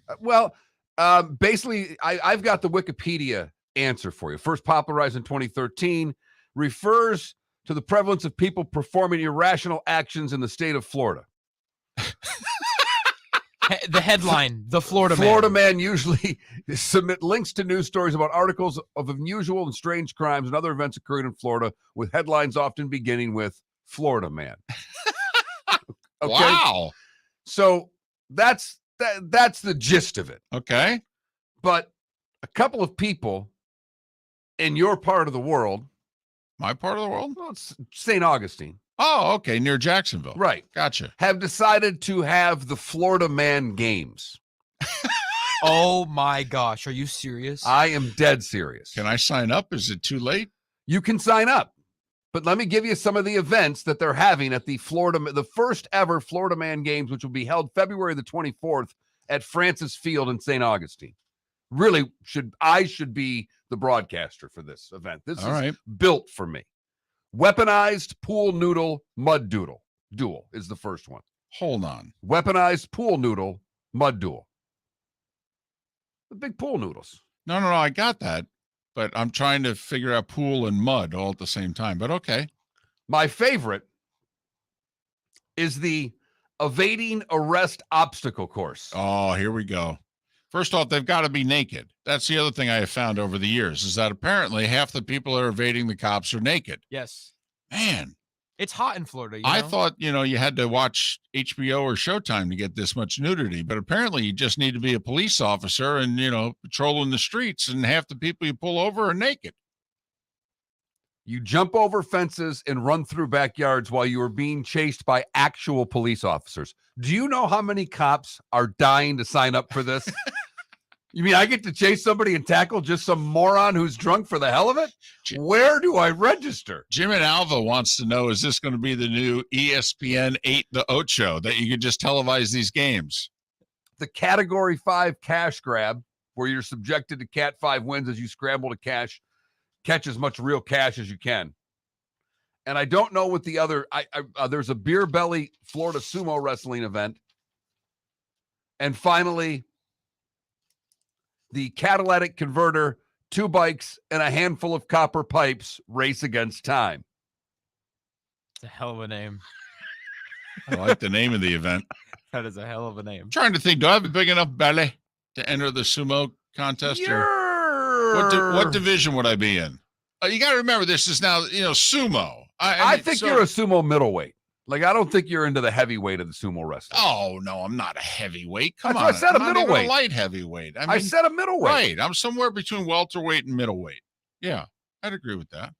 I'd resemble that remark.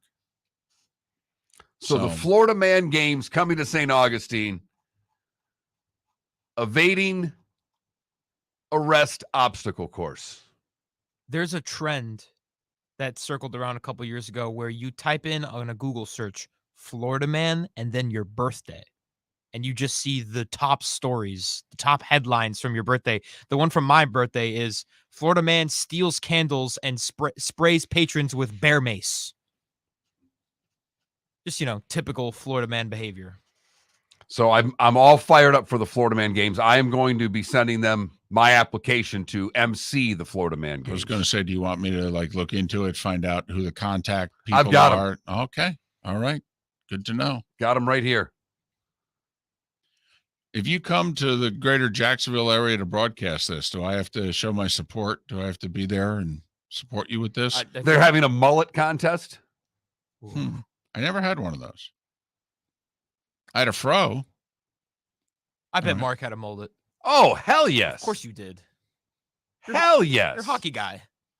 That was mandated. Are there any pictures? I've shown you the pictures of me with a fro and me with a stash. Are there any pictures of you in a mullet?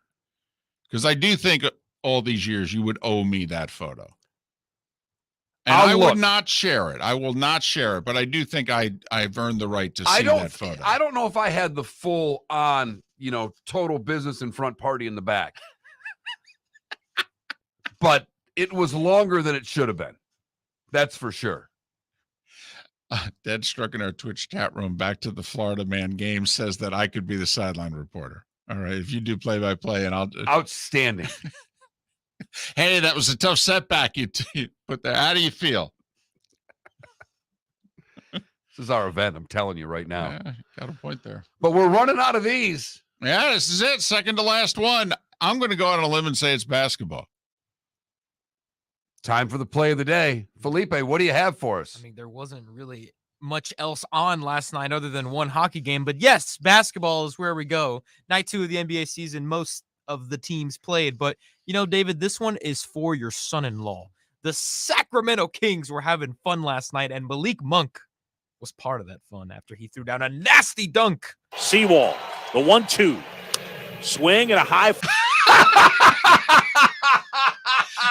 And congratulations to the Arizona Diamondbacks for winning the National League pennant. Great setup there, Felipe. You have got to be kidding me. When are you leaving? When are you leaving? You don't have a play, do you?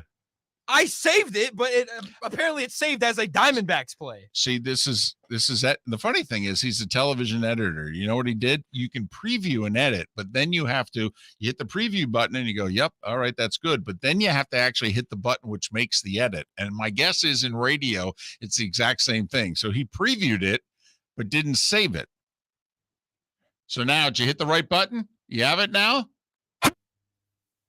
Coming up for Sacramento, chased by Dunn, drops it to Monk, hammer time, thrown down by Malik Monk. That's as good as it gets for Sacramento in transition. Fox with the steal, his former Wildcat collegiate teammate at the University of Kentucky, Malik Monk with a big time hammer. David's son-in-law, I don't know what your name is, but I'm sorry. Sean, and congratulations once again to the Arizona Diamondbacks for winning the National League pennant. You could have, had something from Jacksonville State's 41-16 win over FIU. UTEP kept Sam Houston winless 37-34. Really? Yeah, just saying. Okay. The Kings won 130 to 114. Back to where they left off, scoring a lot of points. Listen, I think there are more people interested in the Sam Houston State college football game than the Sacramento Kings basketball game. In this area? Yeah, I'm just saying. And your Indiana Pacers scored like $145 last night, too. My surprise team of the NBA season. $140, night one. Listen, I don't want to say maybe the Chicago Bulls are in trouble, but apparently they had a team meeting after the first game. Thank you. That would seem to be a bad sign to me. Okay, so you got beat at home by 20 by Oklahoma City. That's a long season. Relax. No, team meeting apparently. Wow. Have you ever heard of that? No. A team having a team meeting after the first game of any season anywhere? I remember when I was a young broadcaster and one of the first teams I worked for, we lost our first game. And I felt, I wanted to win every game. And I'm getting on the bus. We had to go run on a road trip. And one of the players looked at me and goes, well, we played 72 games at the time. He goes, well, 71 to go. And it's like, that's how you have to look at these things in game one. There's a little bit of a season left, but not for the Bulls, David. It's panic time already. Right. Don't know if it's panic time for the Tampa Bay Bucs, but they've lost 2 in a row, and they're big dogs tonight. Roy Cummings is next. The law firm of Michael F. Hornung has successfully represented the citizens of Southwest Florida for over 30 years. As a former prosecutor, the information I know is information you need to know. If you've been arrested for a DUI, a criminal matter, or involved in an auto accident, call the law firm of Michael F. Hornung.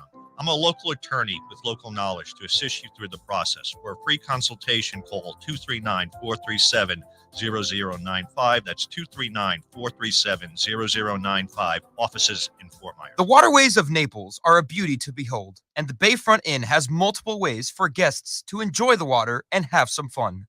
Gather your family and friends and enjoy a leisurely day on the water with a pontoon or deck boat. If you prefer to explore the waterways without a motor, the Bayfront has canoes, standboards, and kayaks.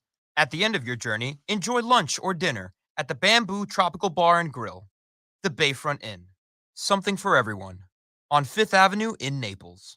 Located on the East Trail, locally owned Naples Tiki Bar and Grill is an outdoor eatery next to the Hitching Post Shopping Center. Island-inspired food with a true tiki theme. The best place in Naples to enjoy the beautiful weather in Southwest Florida. The Naples Tiki Bar and Grill offers a great menu for dine-in or takeout. Enjoy our famous pulled pork, huge burgers, and tiki bar cocktails. Don't miss happy hour every day from 3 to 6 and live music 7 days a week. See you soon at the Naples Tiki Bar and Grill, 11498 Tamiami Trail East. Hello, friends and family of Southwest Florida. Are you looking to tap into the electric vehicle market? Well, look no further because we here at Southwest Florida Golf Carts have just what you need. E-bikes, golf carts, LSVs, scooters, and more. Come down and talk with one of our experienced sales reps, have a soda and a smile, and you could be cruising the streets in your new EV today. Stop by the store or visit our website at flgolfcarts.com and enter for a chance to win $100 off your next purchase by answering John's monthly sports question. You are listening to Miller and Moulton on the Florida Sports Network.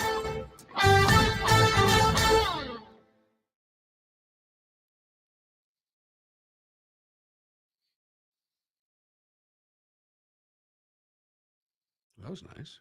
Russ.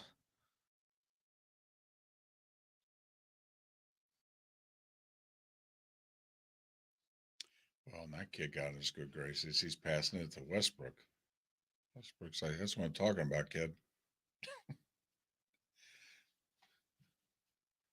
This is the dunk they just played. There's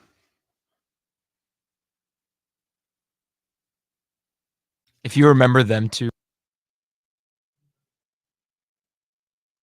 We can't hear you.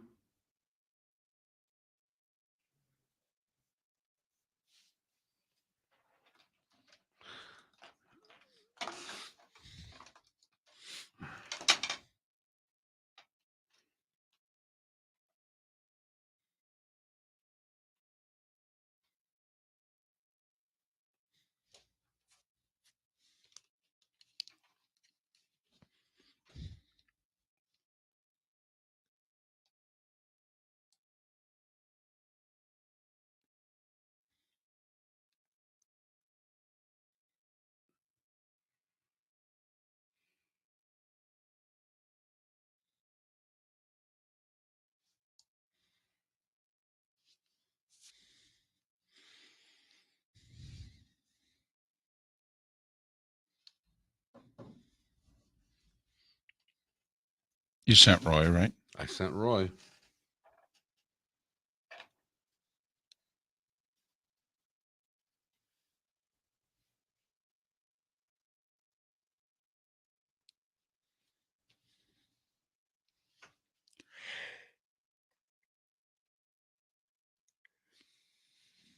Right. Pennies in the vending machine. Just as I go to look. Landing a plane.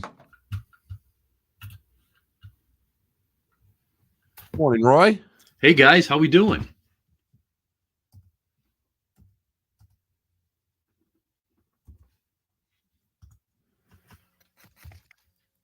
There we go. What's up? How's everything? Everything is good. David's in studio today. A rare Look day. at that. To step up. That's old school. Exactly. Right. I remember those days. Yeah. We do too. Two guys in the same studio. Right. Doing a show. Imagine that. Yeah. Yeah, imagine that.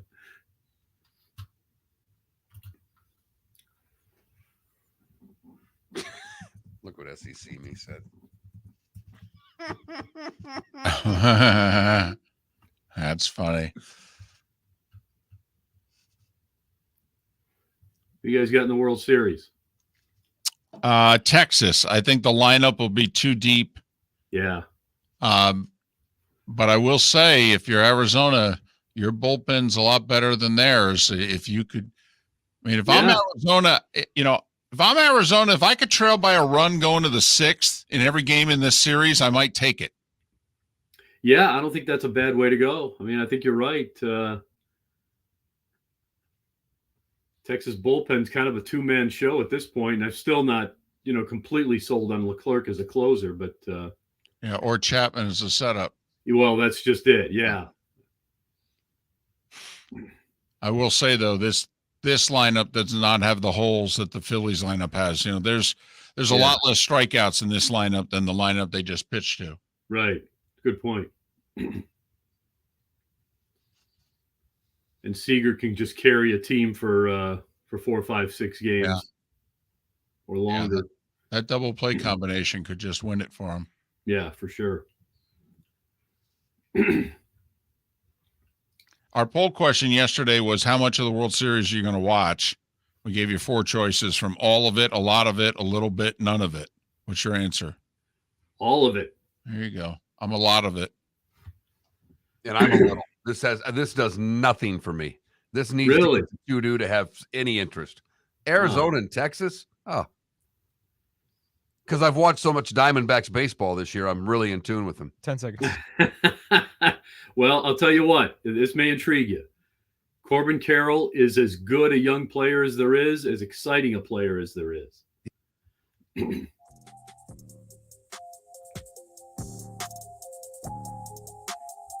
You're listening to Miller and Moulton, only on the Florida Sports Network. And now, here's Mark Miller and David Moulton. 22 minutes before the hour, JP Shadrick to join us at the top of the hour. He's calling Florida, Georgia for Westwood One. He's part of the Jags radio network. We'll talk about both those subjects with JP coming up in a little more than 20 minutes. Dr. Roto makes his fantasy house call 1 hour from now. Roy Cummings, kind enough to join us once again. He's been covering the Bucs for, 20 years or so. Follow Roy on Twix, Twitter/X at rcummingsfhcn, rcummingsfhcn. Good morning to you. How are you? I'm good, guys. Good morning to you. Well, our worst fears have been realized. It was a week ago in which we wondered they would either be in control of the NFC South or they'd have a 2-game losing streak and facing a short week going to Buffalo.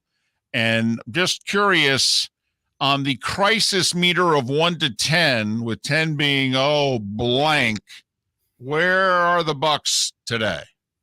I think they're at about a 4. They've yet to prove they can beat a good team, having lost to Detroit and the Eagles. And I think maybe you could say the same about the Falcons, who are better than I thought they were.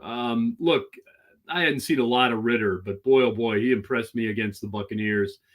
And what bothers me most, and maybe this is what elevates it to a 5, possibly a 6, is that this is at least 2 weeks in a row and 3 times this year that the Buccaneers defense has been gashed against the run. You cannot give up those chunk plays, 8 yards here, 12 yards there, first downs.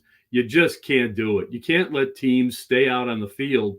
You've got to get them off the field. Now, the thing that balances that out is they've really done a great job in the last couple of weeks taking the ball away. They haven't lost their hustle. I mean, we saw that last week, obviously. But you can't count on the turnovers and takeaways all the time. You've got to get off the field. You got to give your defense a rest. They just got worn down last week, and that could happen again. It could happen repeatedly as the season goes on. Well, Roy, this is going to be fascinating because the Bills are not a good run defense, and Tampa has shown no ability to run the football. This is their opportunity. If there was ever a chance to play a team where you can run it, they should be able to get some type of a running game going against Buffalo. I don't know if the Bucs can. Yeah, and you know what? That's a really good point because, look, they came into this season, that was like the number one objective. Let's be a more balanced football team. We're going to work on running the ball more and running it better. And it hasn't happened at all. And it's a combination of things. I've said it repeatedly, and I'll continue to say it until I see him, hit the hole hard. I've yet to see Rachaad White hit a hole in anger, with any kind of anger, with any kind of, character. It just isn't there. They're trying other backs. They're not getting there. The offensive line is just not giving them much of a push. That's part of it. I think they've got to start to get, and it almost is a bit unfortunate because the bye week is behind them, and now they're in a short week. They got to start coming up with some plays that are going to get Rachaad White out in space because I think as a pass catcher, he's pretty good. Maybe you pull out some old stuff that you did with LeGarrette Blount as a pass catcher and just run those with Rachaad White because he seems to be better getting the ball out in the flat and then just kind of try and take some people on. I know that's not what his identity is supposed to be, but so far that's the way he's been most effective. And I think they're waiting for Edmonds to come back and possibly if he can give him a little bit of a push. I mean, I wouldn't trade for a running back. Because, again, I don't think the line's good enough to support it. So that's a real issue, guys, a real issue. It's starting to put too much weight on Baker Mayfield. See, Roy, this is where you and I respectfully disagree. Kareem Hunt was out there. Now, I understand the Bucs have about $4 they could spend, but Kareem Hunt was available. DeAndre Swift and Cam Akers were, teams unloaded them. You could have gotten them for a song. I mean, come on, any of those three, if not all of those three, I think would be better than what they have right now. To me, Light's done a really good job with personnel over the years, but it just seems as if this team has needed more and they're just sitting back taking a cap year. You may be right. The other side of that is, they invested a premium pick in Rachaad White. This is his chance to prove it. You can't decide over 3-4 games where, again, the line hasn't really given him much help, that he's not the guy. They believe in Keyshawn Vaughn. They picked up Sean Tucker thinking that, he could give them something. Again, I think the cap has a lot to do with it because they're afraid that, we know they're thin in certain areas. Running back is not an area where they're thin. They're not good, but they're not thin there either. So, I think they're concerned the cap. What little cap money they have has to go to probably a line spot if they lose a body there, because already they're moving Aaron Stinney up. And you know what? I'm not ready to say that Aaron Stinney's the magic pill, but that may help them a little bit, get a little bit of veteran presence in there. Maybe that helps that offensive line work a little bit better. Well, and at the end of the day, Roy, we've talked about it. They're just now limited offensively. I mean, it's Evans, Godwin, and that's basically it. Palmer's not really made the leaps that they've wanted. They don't have tight end play. I mean, at the end of the day, this is a limited offense, and it goes back to what you said earlier. The run defense has got to be better because the offense is limited. So if they're not playing better on that side of the ball, it's going to be a long day no matter how you slice it. Yeah. And you know what's amazing is you look back at that Falcons game, you take the ball away the way the Buccaneers did. 3 times in the red zone, guys. 3 times in the red zone, and once, at the goal line, and you don't win. I mean, that right there is a recipe for victory. That's how you draw it up. That's how you dream it as a defensive coordinator. The problem is can't get off the field. They've just got to do a better job of getting off the field. whether the offense does anything with it or not is another issue. But and obviously, we've debated that. But we'll see. Maybe they will pick somebody up in the run game. It wouldn't bother me. I think they could probably figure out a way to make it work. I'm sure there's someone who's expendable that they could move, but nobody's coming to help the Bucs. That's for sure. He's Roy Cummings. He's covered the Bucs for a long time, and he's done so for us for a long time. And you can follow Roy on Twix, Twitter/X at rcummingsfhcn, rcummingsfhcn. Do you think this game is a game in which the Bucs decide to make some moves afterwards based on the result of the game? Because this is their last game before the trade deadline. The trade deadline is Tuesday afternoon. Ironically, Roy, a couple of the positions where the Bucs are good are positions where the Bills have a real need. And I do think Buffalo's going to need to buy a player or two. Do you think in any way that Jason Light decides whether or not to pick up guys or move guys based on how this game goes? Well, I would say this. I think the scenario is perfect for that. You're a little bit behind now, the sticks in terms of the schedule and your record. If you lose this one, you are at a position where you've got to say, okay, are we good enough? Can we beat a better team? Or are we just going to win the 8 games that are against weaker teams on the schedule? So to me, it's setting up for a perfect opportunity to make that decision. Okay, let's go get somebody. Let's see what we can do. But again, they are very limited. You'd have to move a premium player, and I know the one you're thinking about. Where's number 13? But we'll see. It is, if you lose this one, you're up against it. You've got to decide, are we good enough? And I think this would tell you they're not good enough. So to me, if you lose this one, put it this way: if you're rooting for this team to make a trade of some kind, you want them to lose this game, because then they're in a position where they almost have to make a move, if they can make a move. The bigger question is, can they make the move? Can they actually afford to make the move? If they think they can, I think they would have to if they lose this game.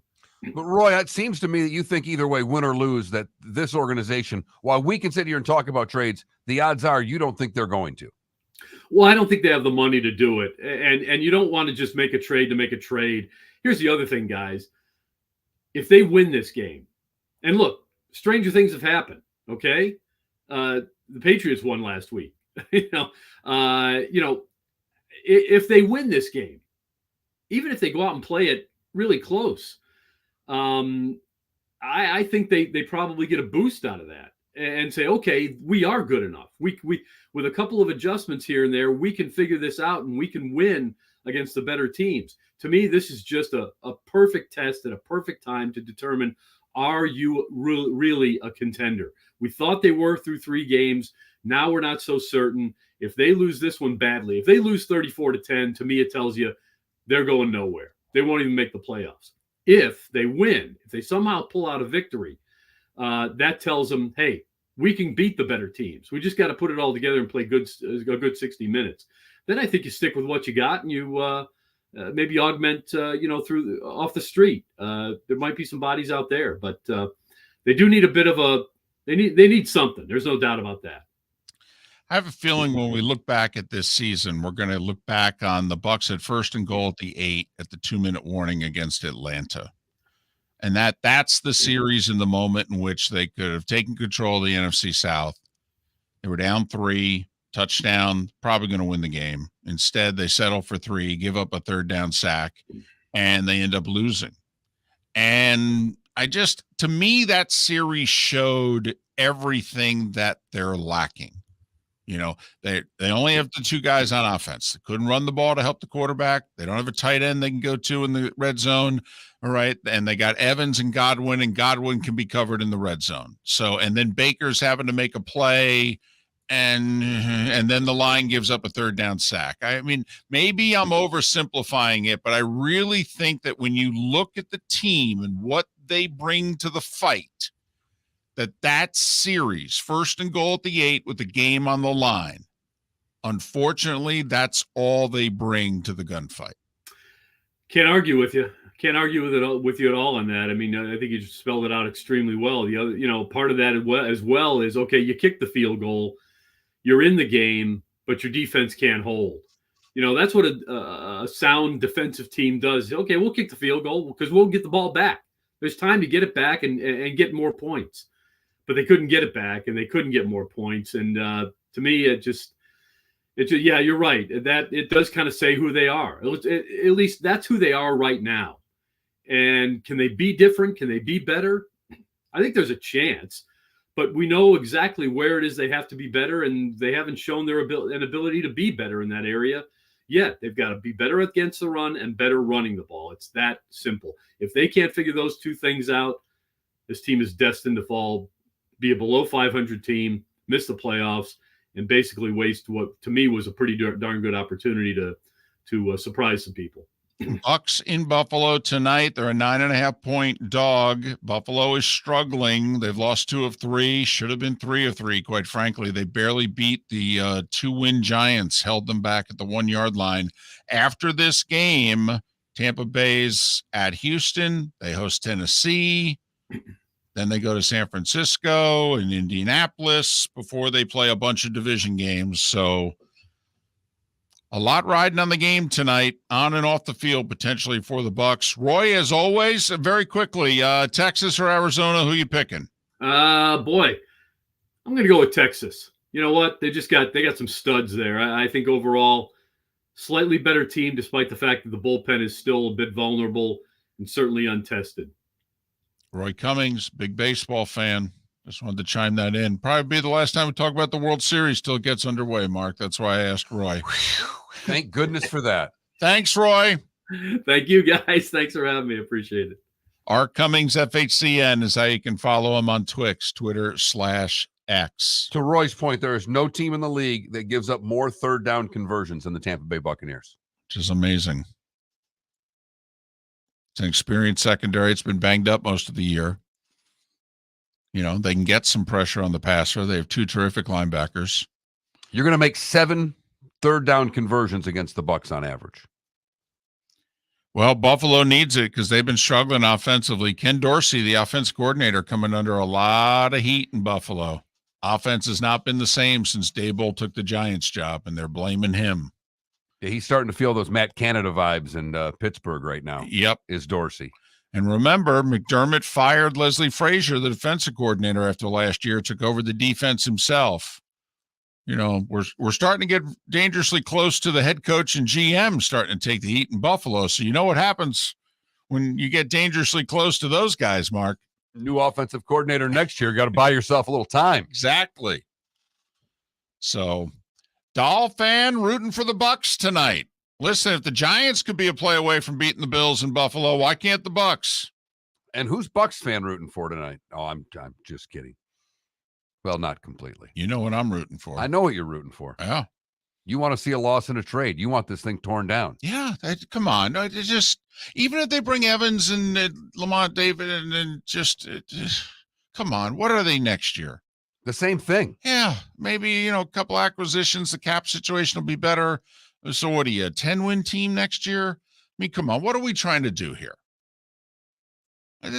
This group's not going to get it done. It's just not. So tear it up. Either re-sign them over the next 72 hours to a long-term extension or trade them. Miller and Moulton. JP Shadrick next.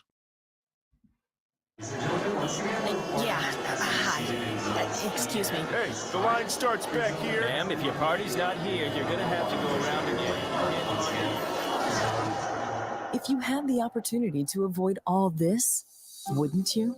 Salt Live is the official transportation provider of the Miller and Moulton Morning Show, making your trip to and from the airport seamless and stress-free. Salt Live is supported with the help of local partners like the Bayfront Inn. Gather your family and friends and enjoy a leisurely day on the water with a pontoon or deck boat. If you prefer to explore the waterways without a motor, the Bayfront has canoes, standboards, and kayaks. At the end of your journey, enjoy lunch or dinner at the Bamboo Tropical Bar and Grill. The Bayfront Inn, something for everyone on 5th Avenue in downtown Naples. BayfrontInNaples.com. When you need a ride, book with Salt Life Transportation, 308-8686, or book on saltlifetransportation.com. The law firm of Michael F. Hornung has successfully represented the citizens of Southwest Florida for over 30 years. As a former prosecutor, the information I know is information you need to know. If you've been arrested for a DUI, a criminal matter, or involved in an auto accident, call the law firm of Michael F. Hornung. I'm a local attorney with local knowledge to assist you through the process. For a free consultation, call 239-437-0095. That's 239-437-0095. Offices in Fort Myers. Located on the East Trail, locally owned Naples Tiki Bar and Grill is an outdoor eatery next to the Hitching Post Shopping Center. Island-inspired food with a true tiki theme. The best place in Naples to enjoy the beautiful weather in Southwest Florida. The Naples Tiki Bar and Grill offers a great menu for dine-in or takeout. Enjoy our famous pulled pork, huge burgers, and tiki bar cocktails. Don't miss happy hour every day from 3 to 6 and live music 7 days a week. See you soon at the Naples Tiki Bar and Grill, 11498 Tamiami Trail East. The waterways of Naples are a beauty to behold, and the Bayfront Inn has multiple ways for guests to enjoy the water and have some fun. Gather your family and friends and enjoy a leisurely day on the water with a pontoon or deck boat. If you prefer to explore the waterways without a motor, the Bayfront has canoes, standboards, and kayaks. At the end of your journey, enjoy lunch or dinner at the Bamboo Tropical Bar and Grill. The Bayfront Inn. Something for everyone. On 5th Avenue in Naples. Hello, friends and family of Southwest Florida. Are you looking to tap into the electric vehicle market? Well, look no further, because we here at Southwest Florida Golf Carts have just what you need. E-bikes, golf carts, LSVs, scooters, and more. Come down and talk with one of our experienced sales reps, have a soda and a smile, and you could be cruising the streets in your new EV today. Stop by the store or visit our website at flgolfcarts.com and enter for a chance to win $100 off your next purchase by answering John's monthly sports question. You were listening to Miller and Moulton on the Florida Sports Network.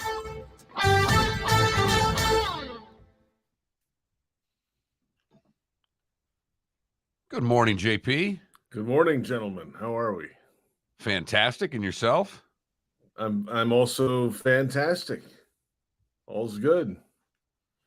Rocket City Trash Pandas, huh? Yeah, it was one of our listeners sent me a couple of T-shirts for Christmas. This was one of them, and it's maybe the most comfortable T-shirt I own. They used to be the Mobile Bay Bears. Yes. And they moved to the Huntsville area, right? Yeah, like Madison, kind of over there. That side of town is booming on that side of Huntsville, by the way. It's nuts. That stadium's kind of cool looking. I haven't been in it, but yeah, it's like a boom town. So what's it feel to, damn near have a bye week, and the team plays on a Thursday night? I know you had a Saturday game and all, that Ohio State thing, but when you don't have a Sunday NFL game, I mean, what'd you do with yourself? I stayed in Columbus another night. That's what I did. And had dinner after the game Saturday, and then leisurely came back on Sunday. Didn't have to rush. Watched some football on the plane. Watched a little more football at home. Met a friend for lunch here. Like, did normal human being things that people do on Sundays. Like, went to a mall and did some shopping. Like, who does that during football season? Damn. Well, yeah, and when games are on too, it's like, you know what? I don't need to catch every second of this 4:00 window game. I'm good. And trust me, with what was being played at 4:00, you didn't. Yeah, exactly. I saw what was coming. I'm like, this is a good time to head to Dillard's. Yeah, my wife's a Pittsburgh native, so we watched that game and Well, I'll tell you, they won, and they're winning ugly right now. And you know what? You might consider the Jaguars wins somewhat ugly too. It's not like they're the cleanest wins. They're playing well on defense, but they haven't hit their stride on offense yet. The Jaguars, and the Steelers, just kind of, you know what they are on defense. They're not statistically great, but they know how to win football games. Like, they've done it for so long that when it comes down to it in a big moment in the fourth quarter, they have the history of performing in those moments. And they just get it. Which is why it's so tough this week for the Jags, like to go up there. I mean, this is not an easy game. It never is against those guys, but you better finish.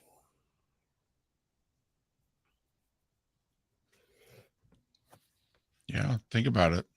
They finished against Cleveland, finished against Baltimore, finished against the Rams. They're like the boxer that just keeps winning the 10, 11, 12 rounds. Yeah, and then they knock you out in the 14th because they've hit you in the stomach so many damn times throughout the game. Right. That's right. 15-round fights. Remember the days. Boxing. What are they now? 10? 12. 12 now. JP's like boxing? What the hell's that? Boxing. It's been a while. I actually called boxing once in college. Really? On TV, yeah. They had the guy who's actually the trainer for the guy from Tuscaloosa. It's the heavyweight, the champ. Wilder. Deontay? Yes. So this is in 2001, by the way. He had a gym.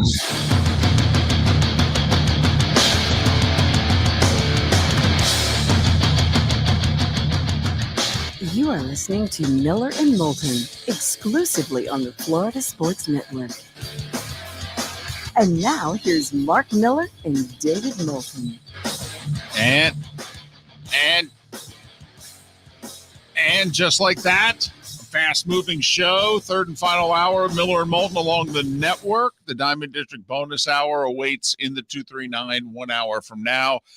The good doctor, Dr. Roto, makes his weekly fantasy house call in a little more than 35 minutes time. Not taking your questions yet, but we will be soon. JP Shadrick, kind enough to join us once again. He called Ohio State, Penn State on Westwood One last week. He's got the cocktail party on Westwood One this week. He's also part of the Jags radio network, and that's the first place Jags, who've won 4 in a row, who are visiting the Steelers. You can follow JP on Twitter/X at JP Shadrick. Good morning, JP. Thanks for your time. How are you? Good morning, gentlemen. And are you guys in the same place today? I mean, I'm on Twitch, and it looks like you're in the same similar studio with the backdrops on the wall. You got the pennants behind you, Dave. I mean, this is a rarity to have you guys in the same room.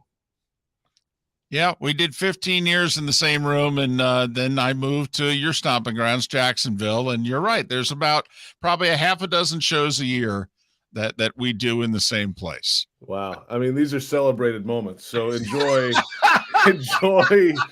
your time together because it's so far and few between now. So You're right. You're right. Hey, I want to go back before we go forward, JP, and we could take the ribbing throughout your answers without any problem. But talk to me about the Buckeyes. What you saw out of them defensively is that a defense that can overpower a good offense? Because Penn State didn't have a lot of weapons. So was it a matter of Ohio State just overpowering a team with not a great offense? Or can they, when they play the Michigans, do you think that defense will be able to stand up to really proficient offenses? Well, it starts in the trenches for me. Like last year in that game, we saw JT Tuimoloau overpower the right side of the line, the right tackle, and just mauled people and was all over the field in State College. Well, this year he did it against Fashanu, who's going to be a high pick in the NFL, the left tackle. I mean, in a key moment, he's pushing Fashanu back into the quarterback on the 4th down with 7 minutes to go and single-handedly made that play. So I think they can compete on that defensive line because there was a moment also where 2 or 3 guys converged on the quarterback. They have the bodies up front to be able to do that, I think. And I think it can stay. You know, it's a different feeling Ohio State team because of that, because of them playing defense. They can win a game like this now. And in the past, they were having to score 40 because they were giving up some. Well, you know what? This is a little different feeling because they don't have that high octane offense anymore, at least right now. They might down the line. So they've got to lean on the defense to get it done. And they do. And they did it last week at least. So why not? I mean, this is a big moment for them to prove on a big stage that they could do that defensively. against a team that was playing pretty well.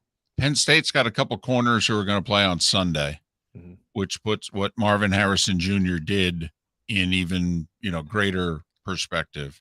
You've covered college football for a while. When's the last time you've seen a wide receiver as good as Marvin Harrison Jr.? It's pretty good. He because they used two different guys on him. Kalen King was on him a lot, number 4, and then the number 3, I don't have my board in front of me, I forget his name now, was on him as well. But he was lining up all over the place and in the slot, and all of a sudden they were forcing it to him early in the game. The first couple drives, they just force-fed it to him, and then they got away from him for a while. But when it mattered, and guess what? The football's going his way, and I mean, he would all of a sudden invariably be open, like wide open. How do you leave him that wide open on certain plays? It's Marvin Harrison. He stands out in the crowd. He's like 6'4". I stood on the field right beside him before the game. It's like it is real. He's long. He's 6'4". He can run. When was the last time I saw somebody like that? That's a tough one, but I don't know about top end speed. I don't know if he's like the burner down the field guy, but if you put it along the boundary and you need an acrobatic catch, that's your guy. I don't know about that. I hadn't seen that in a long, long time, David. That's a real tough one to come by. I don't know. There's so many good ones. I just think about the catch radius of Justin Blackmon. This is he could catch anything within 5 yards of him, it felt like, in college. And even in the NFL, when he was right, he wasn't right often. But when it came down to football and the radius that he had to catch and the acceleration after the catch and everything with that was pretty special. And that's just one that pops in my head because it's close to us here in Jacksonville. Before we get to the Jags, I want to ask you about the cocktail party. As you're preparing for the game, what's the way you see Florida winning this game? How do you see they're 14.5-point dog? I mean, we get that they're not supposed to win, but what are you seeing? What are you studying that gives you a thought that the Gators have a puncher's shot in this game? Protecting the ball. I mean, that's what Mertz has done a lot of the year. Don't throw it up into bad situations. They can run a little bit. It feels like, I don't know about this group, but up front, but they've been able to do that with 2 running backs, right? 2 different guys that can handle it 2 different ways. Protect the ball. Don't turn it over. Somehow get it into the fourth quarter. I think their defense now, it's interesting. We'll see what happens without Bowers again. How does that change what they do? Can Delp carry the load at tight end? Will No. They have, and I think you might have answered the question on that one. Do they have the receivers they used to have at Georgia? No. No. Do they have the running backs they used to have at Georgia? No. So it's not an explosive offense. Yes, statistically they are up there. They're like the number 3 offense in college football, but it is not. It doesn't feel like that. Who have they played on defense too? They've been like going up and down the field on people. I think it's one of those where this defense can slow them down somehow for Florida because they've got a really big defensive line. They've got guys that can play up there. Get it to the fourth quarter. Don't turn the ball over on offense and get a weird play or two. This game always has like a strange play in it, like a fumble return or like something strange, an ejection. Like there's something that can turn this game. The last time Florida won this game in 2020, it was a totally different world, obviously different offense with Trask and Pitts, and Mullen was the coach. But Stetson Bennett got knocked out of the game, right? And they had a pivot. They were blowing them out. And then they intercepted Georgia 3 times, like in the game. So that was the weird thing in that game. Other years, it's like a pick 6 or something strange always happens. That has to happen for Florida at least once in this game. And what concerns me about the Gators is if the weird play happens, my fear is it happens against the Gators in special teams. Their special teams are bad. Georgia is usually rock solid in special teams. That to me, if I'm Florida, I am terrified I'm serious about punting. I think the Gators punt coverage, kickoff coverage, it's bad. I can't say it enough. They don't have a special teams coach per se, and it shows in their special teams. That's my big fear for Florida, that they can keep this a game and then they lose it in special teams. All right. And the other part of that, David, too, and one minor thing on special teams, like Georgia has not allowed a punt return all year. So they won't get any of those. So that you can take that out of the equation too. That's not going to flip the game around. A punt return touchdown. They haven't given up one return all year. Right. So that's one that's not going to be in play at all. All right. Jags have won 4 in a row, and they turned it around over in London, and then they've come back. The defense is continuing to play well. It looks as if they're doing what was expected of them in the AFC South. Can they win a phone booth game? Because when you play the Steelers, it's a rock fight. All right. Can this team win this type of game? We think of the Jags as athletic, fast, borderline pretty. This is a body puncher's game. Can they win it? Yes. Yes, they can. Their defense has been the thing that's keeping this team together right now. And it starts up front on the defensive line, the front seven, and the way they play against the run. That's their number one priority every week. Most defenses say that, yeah, we got to stop the run. But it is, I'm sure it's in a meeting room on the wall somewhere, like on the board.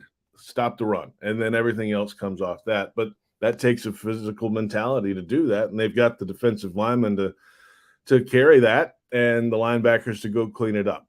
And the back end guys contribute as well. The safeties come down and they're physical. The corners can come tackle. And so they make that a priority. On the other side of things, too, it's, this Jaguars offensive line is trying to get back to full health. This would be the week to do that against the pass rush for the Steelers. So will they have their full arsenal? I don't know. We'll see. Zay Jones, I think, is back on the practice field this week at wide receiver. Walker Little as well. We'll see how the week goes with those guys. And if Little's ready, then he might go back in at left guard again. So, all right, you better be ready for it. It's not going to be easy. It's going to be one of those. And fortunately for the Jaguars, they had the mini bye last week, as we talked about. And then next week's the full bye week. So put it all out there now and then find a way to win this game. Now, yes, they can win a phone booth game. They are not scared of a phone booth game. They are not intimidated by something like this. They've seen strong trench games already, and they've won them. So go do it again. What's the attack method then, though? I mean, how do you get to this Pittsburgh defense, JP? Well, don't let TJ Watt wreck your game. It's number one. That's the number one priority in this game. He'll be lining up against a rookie right tackle. And so you might need to help him, chip him, whatever you got to do. Get 4 hands on that guy. Protect him. And at some point, if Zay Jones is back, they're going to have to push the ball down the field. They haven't had that explosive down the field offense yet. It's been a lot of, especially with the bad knee with Trevor last week, get it out of his hands fast, let the guys catch and run the ball some, right? That's really what it has been. I think they have to stretch it out at some point too. The Jags, a road favorite in Pittsburgh. Hey, there's 3 home stadiums for the Jaguars.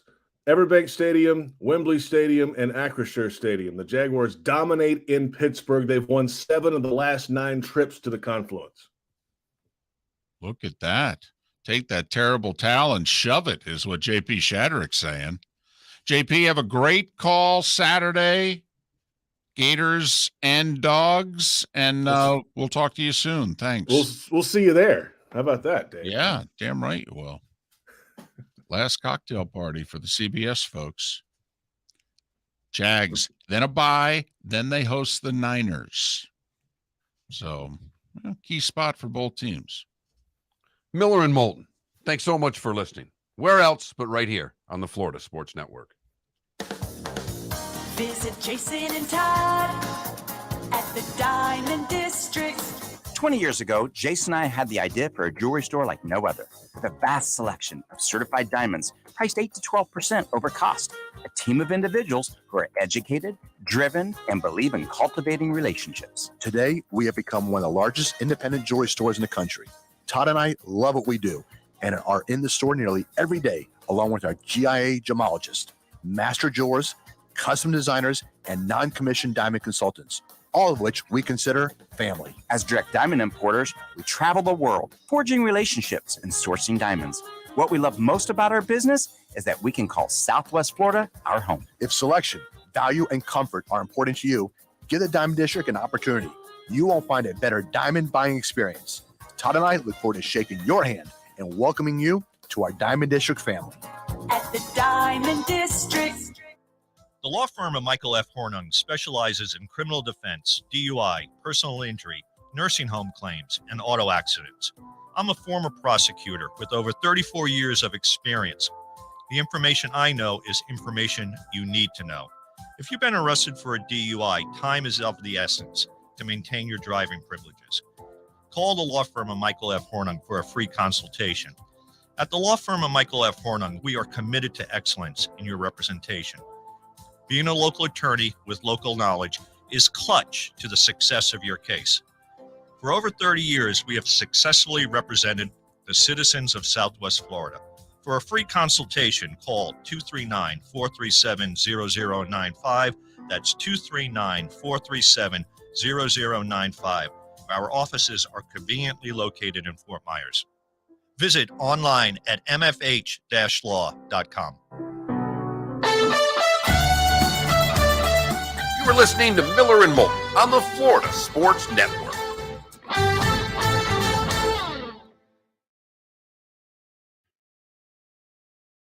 They have a setup Sunday mornings in the conference room, ESPN does, where they have a game that they give, and then they have 4 squares. And sometimes they'll put red zone in a square and only have 3 other games, or sometimes they'll have 4 games and then a main game. And the main game has the audio, unless the guy takes it and moves it around. Like if there's a call and they're reviewing something, we'll be like, hey, turn the Falcons volume up. What are they talking about?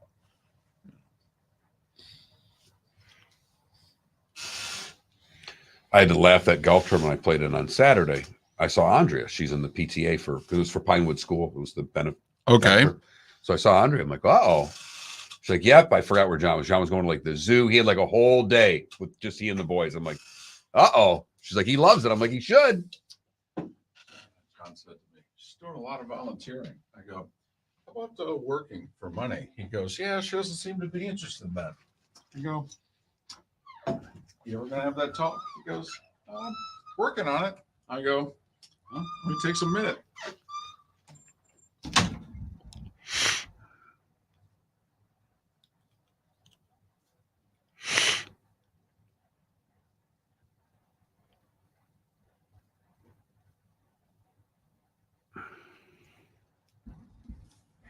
I own no Jags swag, Adam. I may have to get me a Jags t-shirt.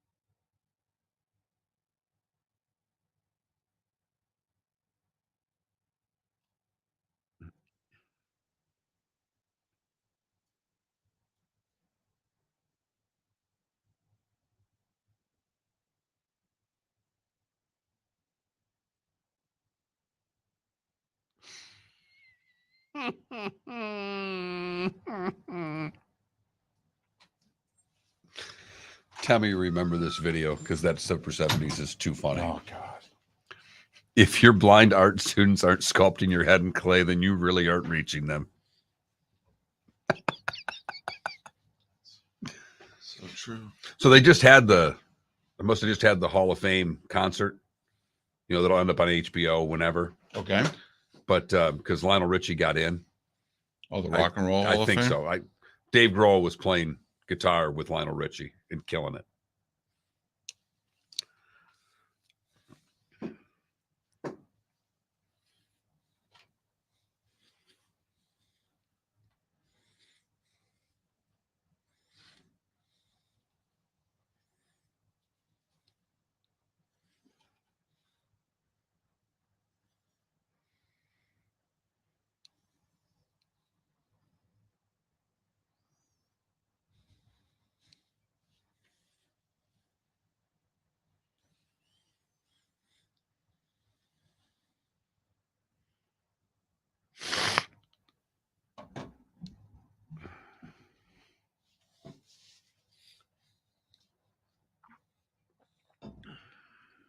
The World Series? Felipe will watch more of it than I will.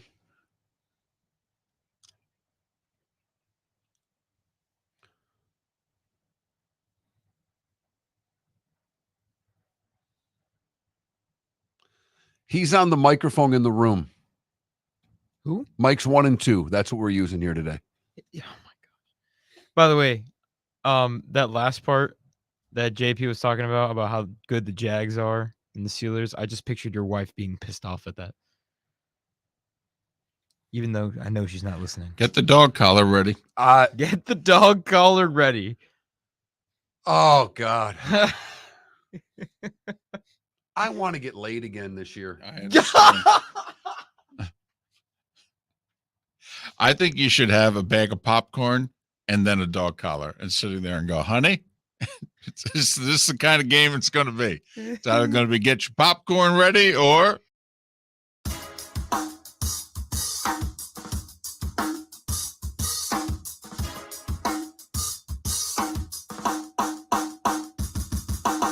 Welcome back to Miller and Moulton, only on the Florida Sports Network. 21 minutes past the hour. Dr. Roto makes his weekly fantasy house call in about 17 minutes time, and you can start submitting your questions, whether it be into the Twitch chat room. We broadcast live on twitch.tv. It's the Miller and Moulton channel, so twitch.tv/Miller and Moulton.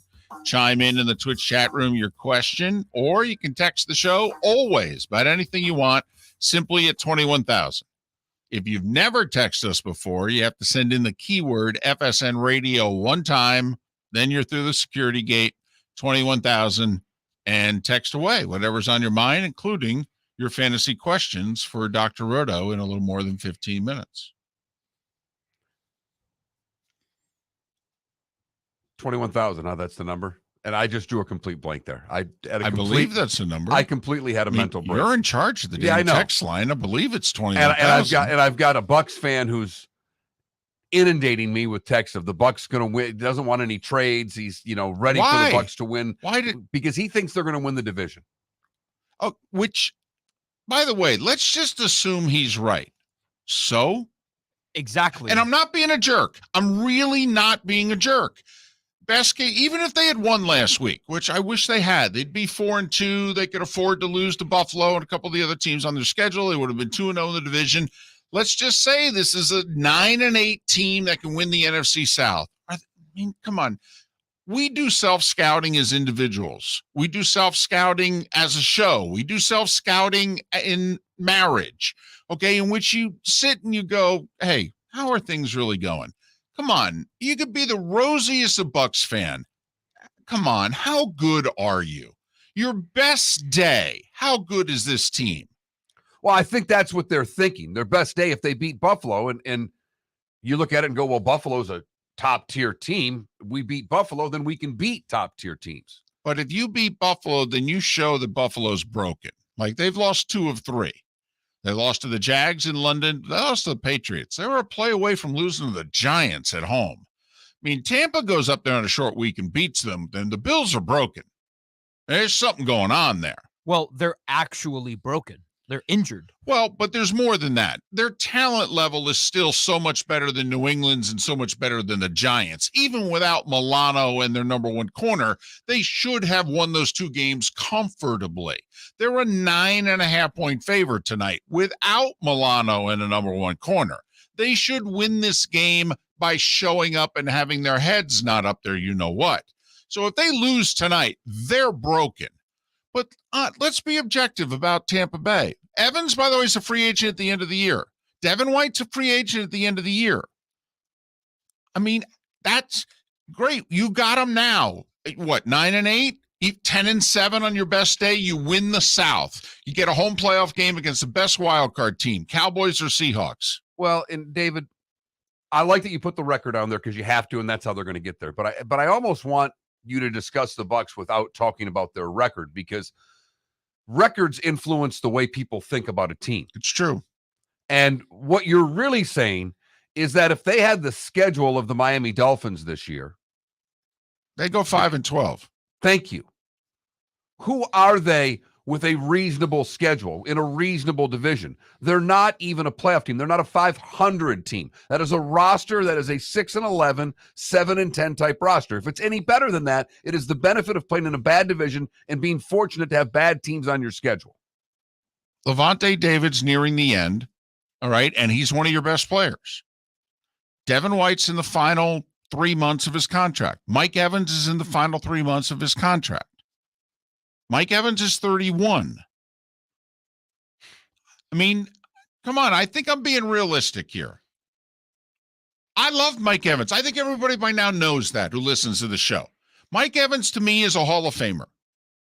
Period. Not a Bucs Hall of Famer, a Pro Football Hall of Famer.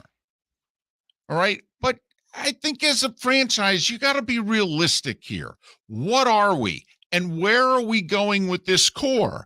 Are you going to, Mike Evans wants to get paid. This is his final chance to get paid. You going to pay him 20-something million a year for 3 years?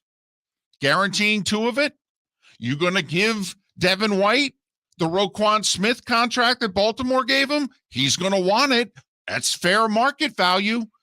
That's $21 million a year, by the way. You go in there, and then even if you keep him, what are you? You're 9 and, and that's keeping 2 of your 3 best players. And I have a feeling they're going to keep Evans. I just think that they are, not just this year, but I think they're going to sign him. They want Evans to retire as a Buck, and they're going to say, we're going to compete with this guy, and he's retiring as number 13. Okay, great. That's awesome. It is. Listen, I can't imagine thinking this team without Mike Evans.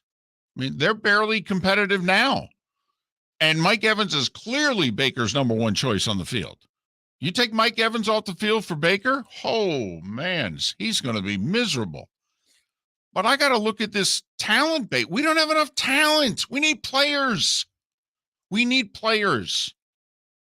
Now their cap situation will be better next year. This year's the Brady hit. They got to absorb all the Brady stuff this year. Fine. But then you got to spend it on Evans and White again. I just think that they're closer to being bad than they are to being good. And so to me, I think they need to face reality. I agree with you. I don't think they'll face it with Evans. That's the point I'm making you. I'm not arguing it. I would trade him. I'm on your team when it comes to that. I'm just telling you the way the seems this organization works is that they're going to keep Evans. That's what my gut tells me. Not just for the rest of this year, but that they will re-sign him as well. If Buffalo were to beat them the way the Eagles beat them, because the Eagles took it to Tampa when they were 2-0 in that Monday night game. Let's just say Buffalo actually shows up and plays like the team that a lot of us think they still are. One's in the 20s, one's in the teens. Yeah, I mean 27-14, the 2-score win. Yeah, 30 and one that's never in question. Right, 30-13 tonight. Right. You know, they just outclass them. Does that change your view at all? You don't have to change my mind. Would it change their mind? Well, that's the question. I'll ask it of the Bucs fans out there. 3rd loss in a row, and Buffalo, who's struggling, takes it to you. And I like Baker, but, Baker needs everything around him to be, good. Don't have a running back. Don't have a running. I mean, we can go through the list of things they don't have is a lot bigger than the list of things they have. I think by now everybody knows what I would do. And I think tonight a loss like that tonight could persuade the front office to do it. Now, I will say, if they win tonight, that would put me in a tough spot because I would still want to trade these guys. But can I really trade them off a 4-3 team?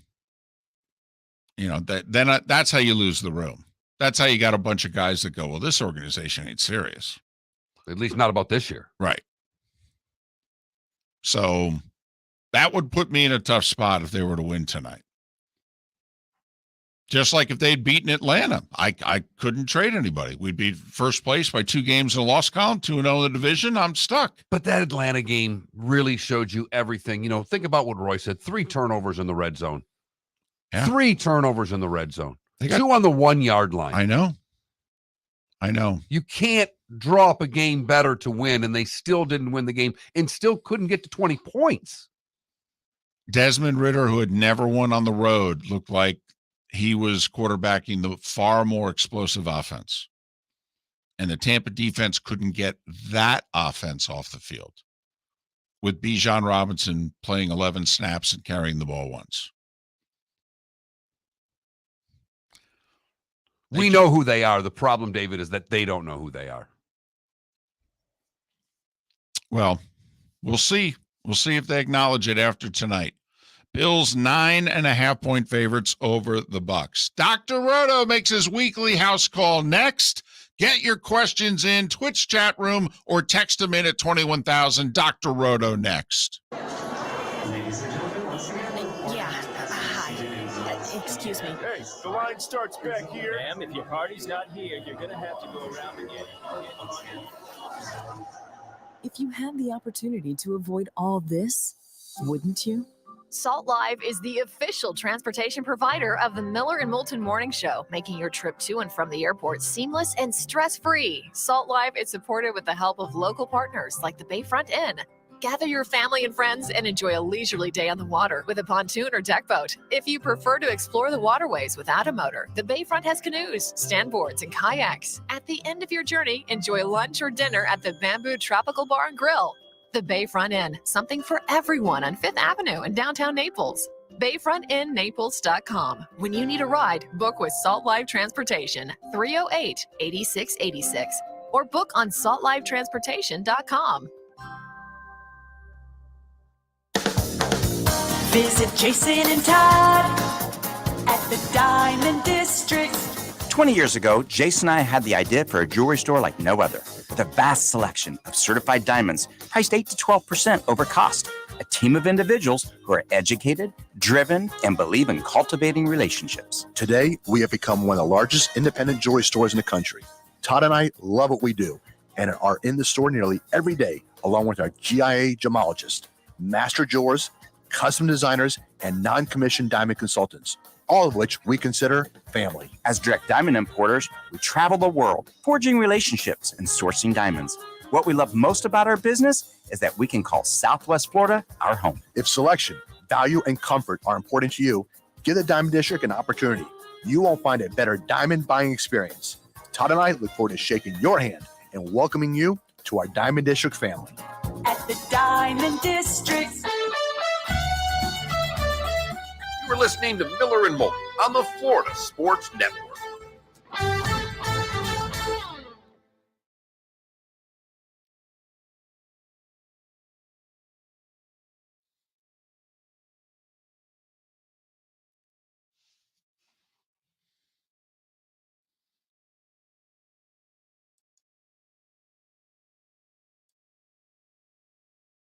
then did that.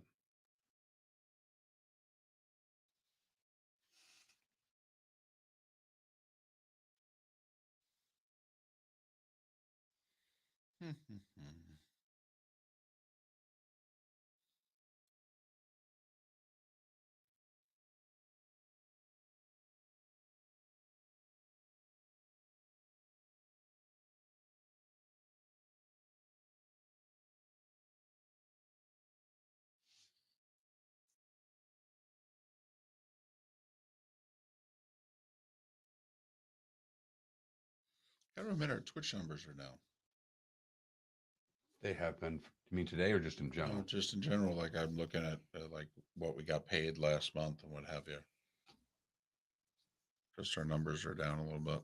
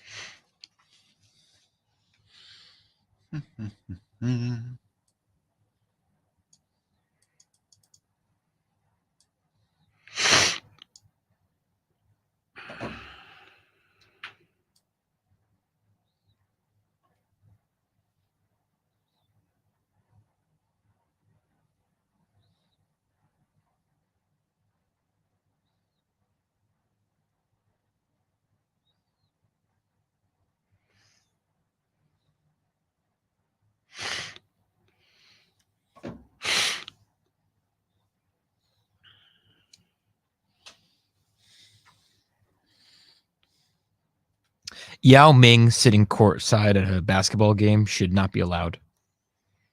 No. Pay a lot of money for second row seats to not be able to see. Yeah. He's not just tall, he's big. Big fella. There it is. There we go. We're one game into the Lakers have an Anthony Davis problem. Yep. Next on First Take.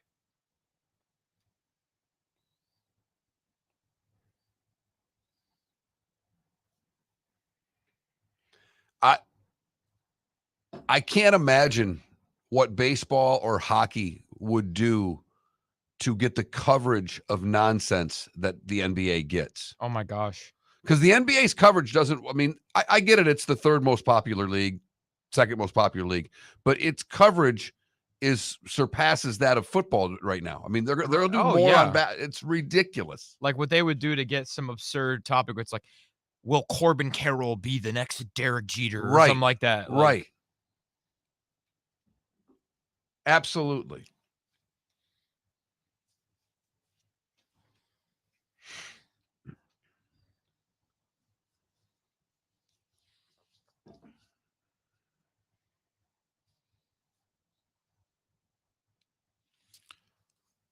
So I think the Lakers were the third segment today. They were the second segment yesterday.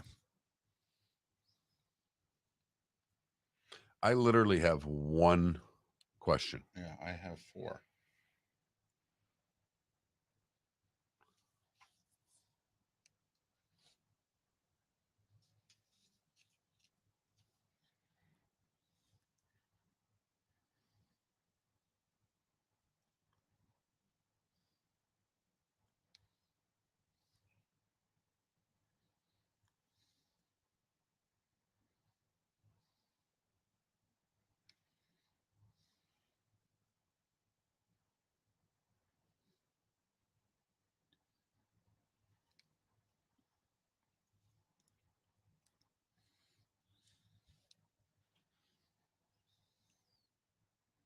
Roto's on. Here we go.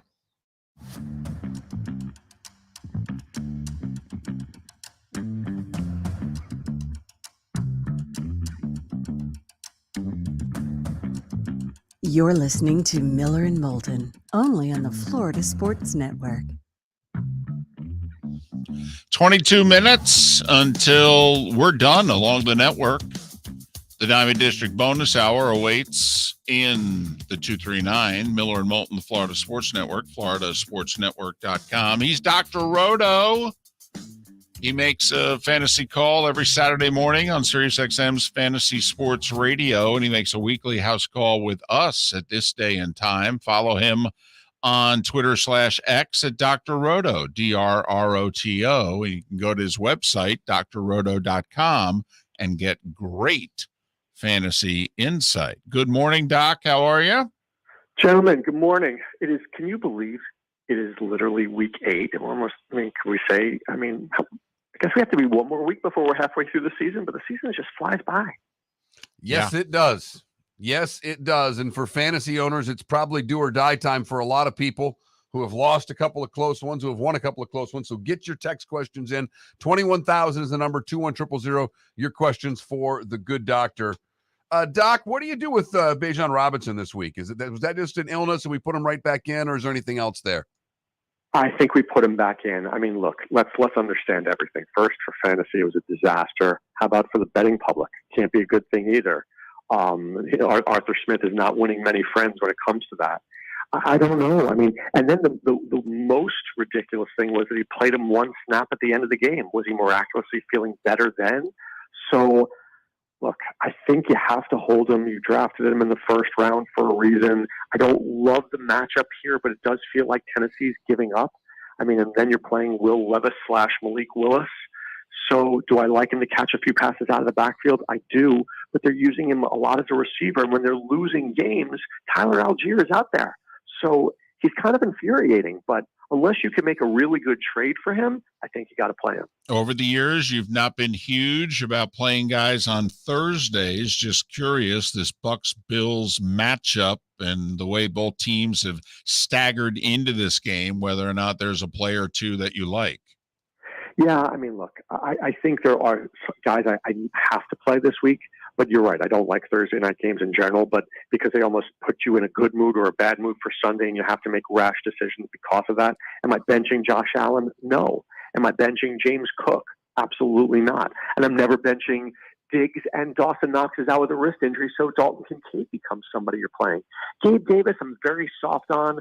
Vegas has him about 40 yards. I could bench him, and I'd be okay with that. For the Buccaneers, I think you're playing Rachaad White for sure. I think you're playing Mike Evans and Chris Godwin. So, yeah, this is a game where you want to see your fantasy players play well. But right now, Vegas has this as Bills. The implied total is Bills 26, Bucs 17. So it doesn't seem like a thrilling night for Tampa. You playing Evans over D-Hop this week? I'm playing you over D-Hop this week. Wow. I'm not kidding. That Malik Willis is bad. And Will Levis, I don't know. There's something where there's this arrogance about him, which is a problem. And I appreciate arrogance. If you're good at something, scream it out there. I'm okay with that.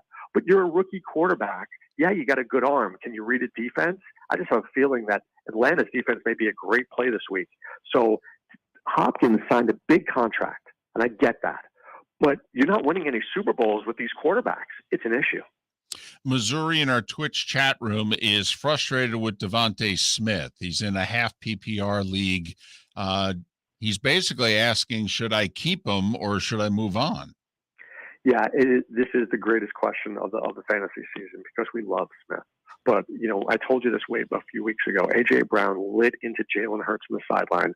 Give me the ball. What's going on here? He got pissed. And since then, Devontae Smith has almost been, dare I say, shut out.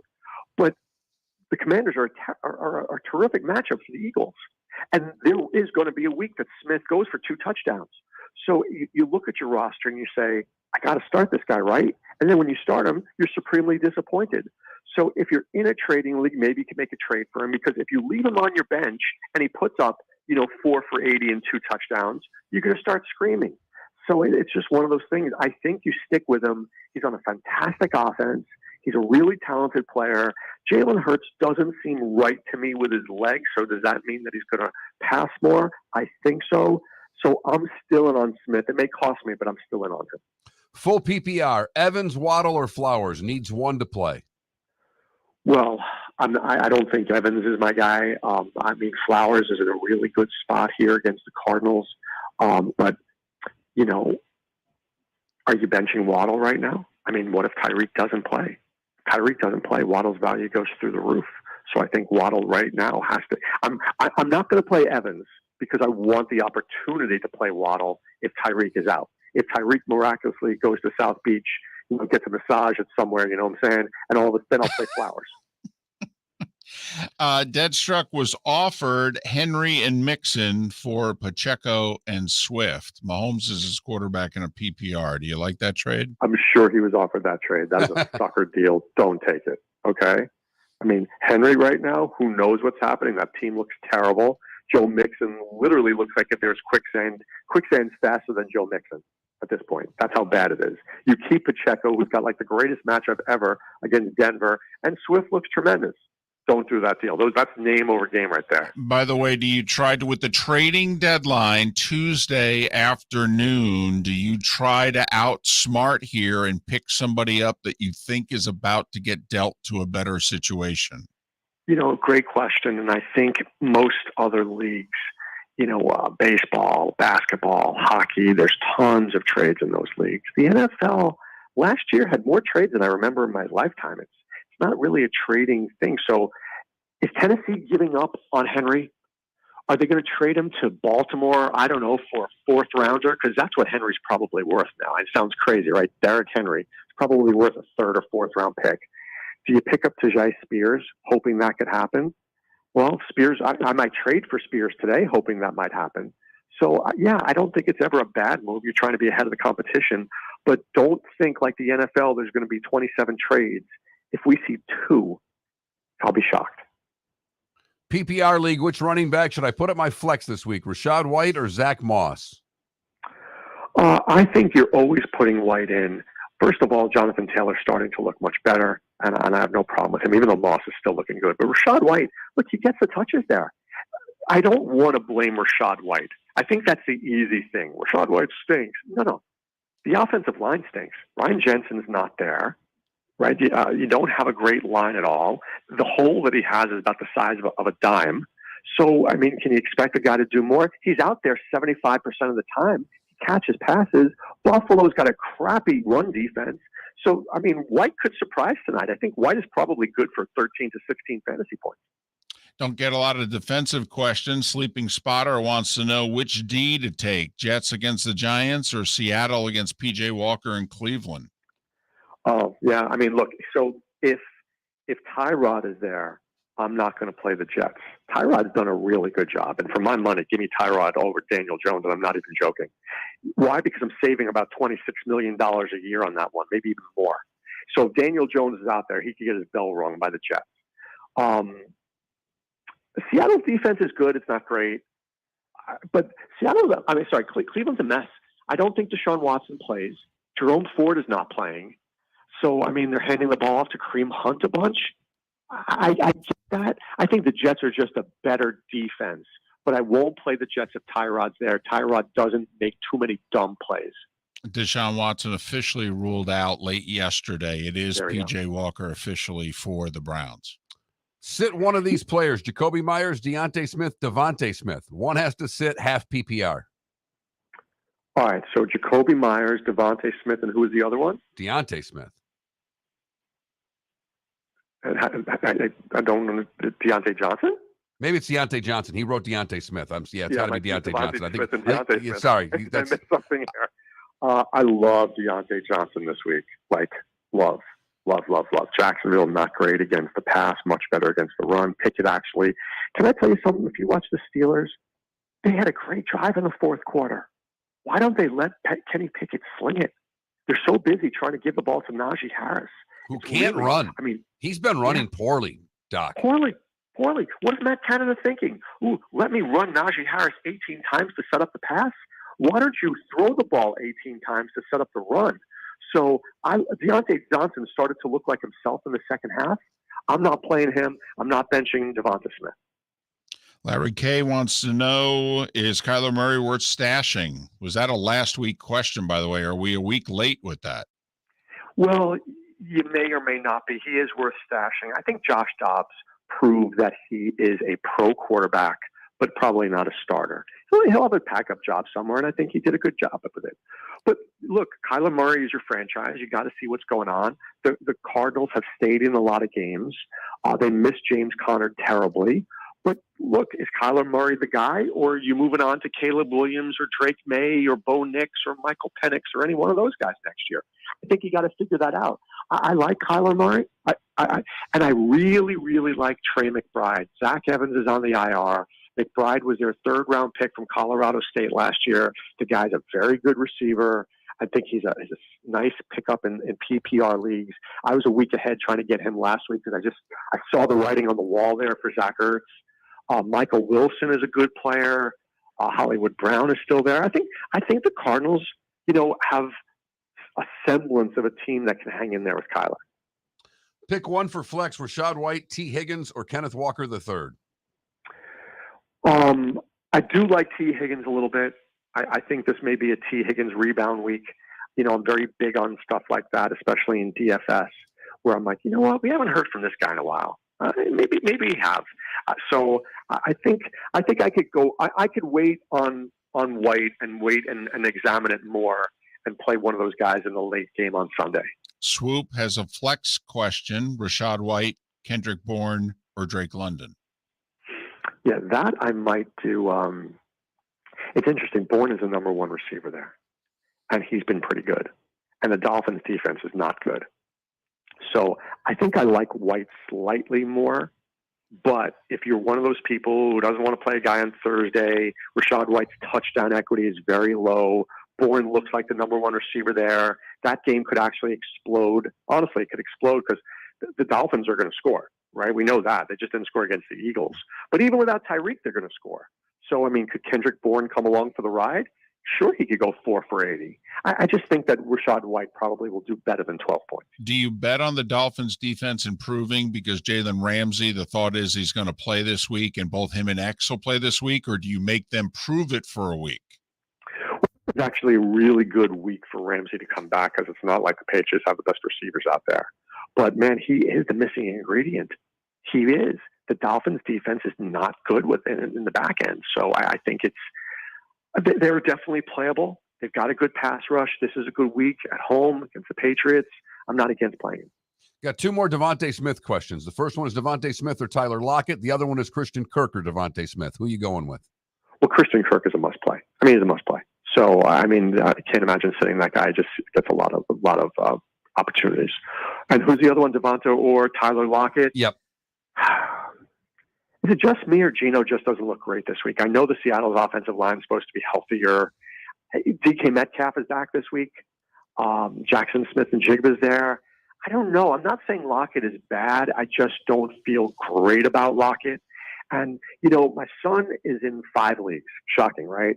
And he's doing really well in 4 leagues, and he's not doing well in the 5th, which is his actually favorite league. And if you want to hear a story, he lost by less than a point last week. It felt terrible from Jake Moody, missed field goal. And he's got a lot of players on bad teams. Got guys on like Atlanta and Washington and stuff like that. You don't win on guys with bad teams. I'm not saying Seattle's a bad team, but they're not an offensive juggernaut in the passing game this year, right? But Devonta Smith is on the Eagles. Eagles are going to put up points against the Commanders. So at the end of the day, when you're trying to decide A or B, pick the guy in the better offense. And finally, for me, JB Vike, PPR question, Ferguson or Kincaid? Ooh, wow. Ferguson has a really good matchup this week. But Dalton Kincaid was everything we wanted to see him last week. Now, that was predictable because Belichick, first of all, Gabe Davis doesn't play well against man defenses. And secondly, you know, Diggs was shut down a little bit, so Kincaid was fantastic. So Ferguson, to me, is a hunch who I like in DFS as a play. But Kincaid should get 6 for 60, right? I mean, so unless Ferguson scores a touchdown, Kincaid should be better. All right. You got a sleeper pick of some kind? I told you, I like Deontay Johnson a lot this week. I like KJ Osborne this week. I think he's going to surprise. And man, Breece Hall's schedule just starts to look really good over the next 5 or 6 weeks. So give me as much Breece Hall as I can find. All right. Doc, we appreciate your weekly house call. All the best to you. drroto.com, DRROTO, and that's how you follow him on Twix. Dr. Roto, DRROTO. Make sure you catch him Saturday mornings on Sirius's Fantasy Sports Radio. All the best. You got it, guys. Talk soon. Take care. That's his weekly house call on Miller and Moulton. That's our only fantasy segment of the week. That's it. That's all we do. High heat. Yeah. Rapid fire. Here you go. And that'll do it along the network. The Diamond District Bonus Hour awaits. It's next. The law firm of Michael F. Hornung has successfully represented the citizens of Southwest Florida for over 30 years. As a former prosecutor, the information I know is information you need to know. If you've been arrested for a DUI, a criminal matter, or involved in an auto accident, call the law firm of Michael F. Hornung. I'm a local attorney with local knowledge to assist you through the process. For a free consultation, call 239-437-0095. That's 239-437-0095. Offices in Fort Worth. Visit Jason and Todd at the Diamond District. 20 years ago, Jason and I had the idea for a jewelry store like no other. With a vast selection of certified diamonds priced 8 to 12% over cost. A team of individuals who are educated, driven, and believe in cultivating relationships. Today, we have become one of the largest independent jewelry stores in the country. Todd and I love what we do and are in the store nearly every day, along with our GIA gemologist, master jewelers, custom designers, and non-commissioned diamond consultants, all of which we consider family. As direct diamond importers, we travel the world, forging relationships and sourcing diamonds. What we love most about our business is that we can call Southwest Florida our home. If selection, value, and comfort are important to you, give the Diamond District an opportunity. You won't find a better diamond buying experience. Todd and I look forward to shaking your hand and welcoming you to our Diamond District family. At the Diamond District. Hello, friends and family of Southwest Florida. Are you looking to tap into the electric vehicle market? Well, look no further, because we here at Southwest Florida Golf Carts have just what you need. E-bikes, golf carts, LSVs, scooters, and more. Come down and talk with one of our experienced sales reps, have a soda and a smile, and you could be cruising the streets in your new EV today. Stop by the store or visit our website at flgolfcarts.com and enter for a chance to win $100 off your next purchase by answering John's monthly sports question. Ladies and gentlemen, hi. Excuse me. Hey, the line starts back here. Ma'am, if your party's not here, you're going to have to go around again. If you had the opportunity to avoid all this, wouldn't you?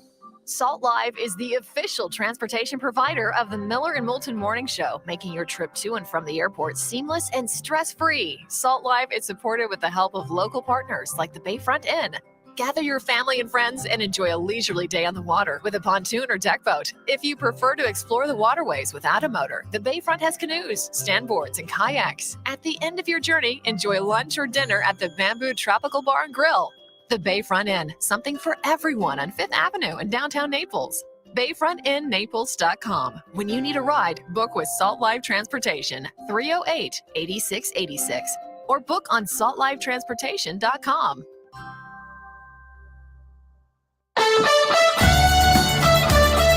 You are listening to Miller and Moulton on the Florida Sports Network.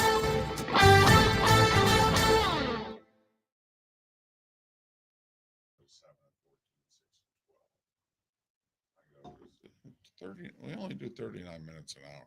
It's not a lot of content. I did tell Tom, though, I go, hey, in the markets where, they keep ratings, I go, our time spent listening is really good. He goes, it seems like a lot. But Tom said, he goes, we're very interested in carrying your guys' show, because his producer listens to us for an hour and a half every day. Every morning, right. Yeah.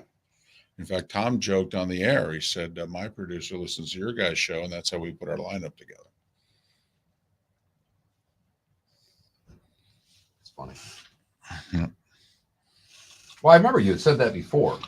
On his ESPN station, the problem is they thought they could do it because they thought Feinbaum's show counted. ESPN doesn't count Feinbaum, so they don't carry enough of ESPN's programming to keep the 4 letters. And the owner's like, yeah, got to keep the 4 letters. You do. He goes, we've been in it for 20 years. You do. So.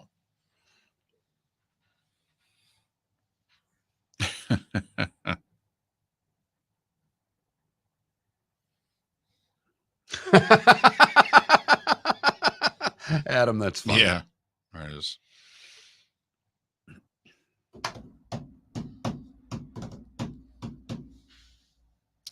Devils need a goalie.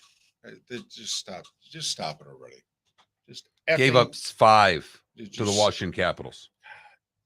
Now, I will say they didn't play well as a team. I mean, there were a couple of 2-on-1s, but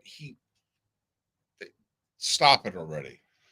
You could win the flipping cup, and I don't even like you. All that matters is I'm up 22 on the kid in fantasy hockey right now. Nice. That's pretty early to be up that big. Well, there's so many games Tuesday night. It was funny because we're texting. Every one of my guys is scoring. I'm like, that's another one. And it's funny. I asked him to pick up. I'm like, I need a D-man. Who do I pick up?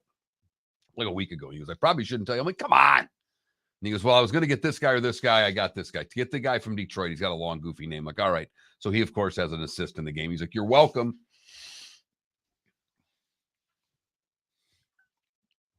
By the way, hey, I did the Roto thing for hockey. I took Buffalo guys.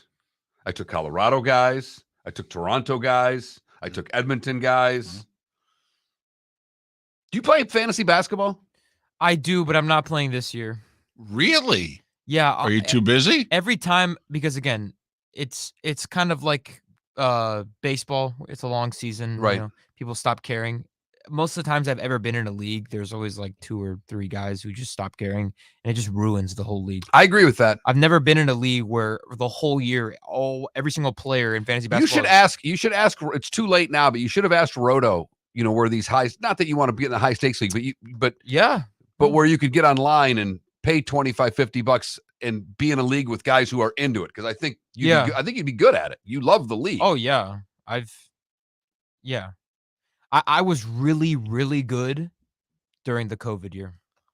And then the season ended. And I was pissed because I was one of the best teams in the league. The season was cut short. I just saw a funny tweet. Suzuki, the Cubs outfielder, was like, "You're telling me if Suzuki would have made this catch, the Diamondbacks wouldn't have made the playoffs?" Remember that miscatch yet? Yeah.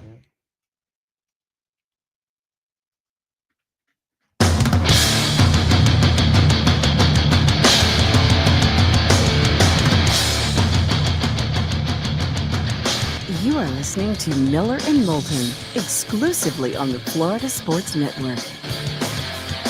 And now here's Mark Miller and David Moulton. It is the Diamond District bonus hour, the second to last one of Felipe's Miller and Moulton producing career. Tomorrow is his last day. My mom is getting him a gift. We are not. I have to admit it kind of made me feel bad. It made me feel guilty. Like I should run out today. Now, the thing is, you know how sometimes as a guy you screw up and you're like, oh, damn, I got to get flowers. But you don't go to a florist, if you know what I mean. Right. You go to Publix. You go to Publix. Yeah. Damn right you go to Publix for flowers. Right. And then, but some, don't even go to Publix, if you know what I mean. They go to someplace a little more convenient. Right. Right. And so, that's the other thing. I mean, if we give him a gift, does it come across as, oh, for goodness sakes, they were driving home, stopped at the 7-Eleven. I mean, that's the other thing here. I mean, I took him out to breakfast a couple of weeks ago. I figure that's good enough. Oh, in all honesty, I was thinking about this. I don't want to belabor the point. We will talk sports. Just hold on a second. So I was thinking about getting you something, and I wanted to get you tickets to a Heat game. The problem is you work all the time. Yeah. All right. And to figure out when to get you tickets, because you can't get time off from work. We know your schedule. You moonlight and do a couple other things. You use all your vacation time to do the moonlighting. We know. We've been there when we were in our early and mid-20s. Your life is a lot of work. And so, those tickets aren't $10-$12. And I'm like, man, if we get him Heat tickets and he can't go. This is going to make me sound like a bad person because apparently I am. Felipe, I can literally tell you, I never once thought of getting you anything for you leaving. It never crossed my mind. The fact that he's talking about getting you hundreds of dollars worth of tickets should make me feel guilty. And I'm looking at him like, are you kidding me? We employed the guy for 2 years. That's fine by me, Mark. I didn't think about getting you a thing until I found out my mother was getting you something. She made me feel very badly. Besides, Felipe, you got the easiest $50 every year. All you got to do is come to my house and hang that damn wreath that I'm scared to death to climb a ladder for. You can, so long as I am in the 239, you can count on me on that every year. He made, it was the easiest $50 a kid's ever made. We never did pay off the Marlins bet. What was the bet? I don't know that we made a bet, but he, we told him he was nuts. He said the Marlins will have a winning record. And then shortly after that, he said the Marlins were going to make the playoffs. And we did mock him hard. We did. Hard. And even gave me an opportunity to back out of my deal. Yes, a couple of times. They were 14 games over 500, and they ended up falling below 500 at one point. And we said, we will let you out of this. And you pounded the fist. All right. And you're like, no, I believe. They lost 8 straight games coming out of the All-Star break. Yes. Unfortunately for you, it only took 84 to get to the dance there. So Short dance, huh? I do wonder if, last year the Phillies with 86 make the World Series. This year the Diamondbacks with 84. You know how a lot of leagues are copycat leagues. Going forward, if you're a general manager, particularly in the National League, do you maybe be more aggressive, make some moves? I mean, upon further review, I'm a Mets fan. I actually agreed with what they did. It's what I want Tampa Bay to do in football. Okay? Assess your situation and act accordingly. But when you realize at the end of the day, it only took 84, and at the time you sold everyone off, you're thinking it's going to take 87, 88, and it ends up only taking 84, the Mets could actually look back and go, well, God, if we had kept the band together, I mean, we might have snuck in. That could have been us. I'm just wondering if in the next year or two, if general managers, particularly in the National League, all right, and with the wild card teams having success again, are GMs in baseball going to be more aggressive going, you really do just have to sneak into the damn thing. More aggressive, or will it cause them to be just the opposite and keep players and not make deals at the deadline because they think that they're still in it? Would be my only fear, David, is that more teams think they're in it, so they're afraid to unload players, and we'll have even less action at the deadline because someone's sitting around 500 when normally they would be thinking that their sellers go, we could get in. Look what Arizona did just a year ago. I mean, you're Seattle. You didn't acquire anybody, and you traded your closer to Arizona and missed the playoffs by a game, and they made the playoffs by a game. I mean, seriously, if you're the general manager of the Seattle Mariners, you traded your closer and acquired no one and missed the playoffs by a game. And the team you traded your closer to made the playoffs by a game, and they're now in the World Series. Mark, quick question. How many times have the Seattle Mariners been in the World Series? 0. Yes, exactly. You got that right. Yeah, right. I mean, that's the type of stuff in which I'm wondering, does the last couple years change that in baseball? Does somebody in the room like you say, excuse me, boss, yeah, don't do what Seattle did in 2023. Okay, I'm just going to tell you a little story here. Meanwhile, in Arizona, in the Marlins case and what have you, they made a couple moves. They snuck in. Okay. One of them went to the World Series. I'll be damned. All right, I'm done. No, it's, again, my only thought is, will it cause more teams to be aggressive or more teams to sit on their hands and play with what they have? No, it's a good point. And is that being aggressive, by the way, by not selling off? Kind of like, no, I'm going to push my chips in, actually. I think we can win with these guys. And then you have the Baltimores of the world who just got everybody hurt and kept calling guys up, and they just produced at the same level. I mean, it is phenomenal what they were able to do all year long. And I know no one cares about this World Series, but it is fascinating in this sense. You have an old school manager who's a Hall of Fame manager in Bruce Bochy, and you have an analytics manager in Torey Lovullo. And one guy is in his upper 60s, around 70, and the other guy was playing in the majors 10 or so years ago. I mean, this is the two guys. And so they both have gotten their teams to the World Series. And one guy is all analytics. All right. Well, and the other guy's old school. Right. And the old school guy is the 3-run, is the new school baseball. If you think about it, they're built on the home run. Yep. The Rangers are clearly built to hit home runs. If they don't hit home runs, they will lose this series. Whereas Arizona, the analytic teams, where we live in the era of strikeout or home runs, what do? They hit the ball. They steal bases. Right. They actually will hit and run. They do things that analytics guys aren't really supposed to do. I mean, it is wild when you think about how you describe that and yet how the two teams are built. And that's offensively. But when it comes to pitching, Bochy's all feel. He's gut, guile, instinct, feel. Lovullo's got the spreadsheet. He's got the book. We know what we're doing. We know when we're doing it. Kelly, you're going out. I don't care how well you're pitching. I'm pulling you and we're going to the bullpen. Right. Got game 6. The guy's got a 3-hitter going. He strikes out 2 of the top 3 guys. He strikes out both Harper and Schwarber. Walks off the mound. Manager tells him he's done. He looks at him like, are you nuts? Yes. Yeah. I got a 3-hitter going. What are you talking about? I'm done. You're done. Don't know what to tell you. He goes, wait, I'm righty. I just got the lefties out. I got the righties coming up next inning. I don't know what to tell you, man. You're done. 5 innings. That's all I got you for. And you're right. He was honked. Bochy would have been like, what are you looking at me for? Of course you're going out there. Shut up. Go get a water. Why am I taking you out? You just retired 5 in a row. Why would I take you out? That's 3-time champion Bruce Bochy. Yeah. Yes. And now could do the whole win one in each league. And that hasn't been done many times. Yeah, no question.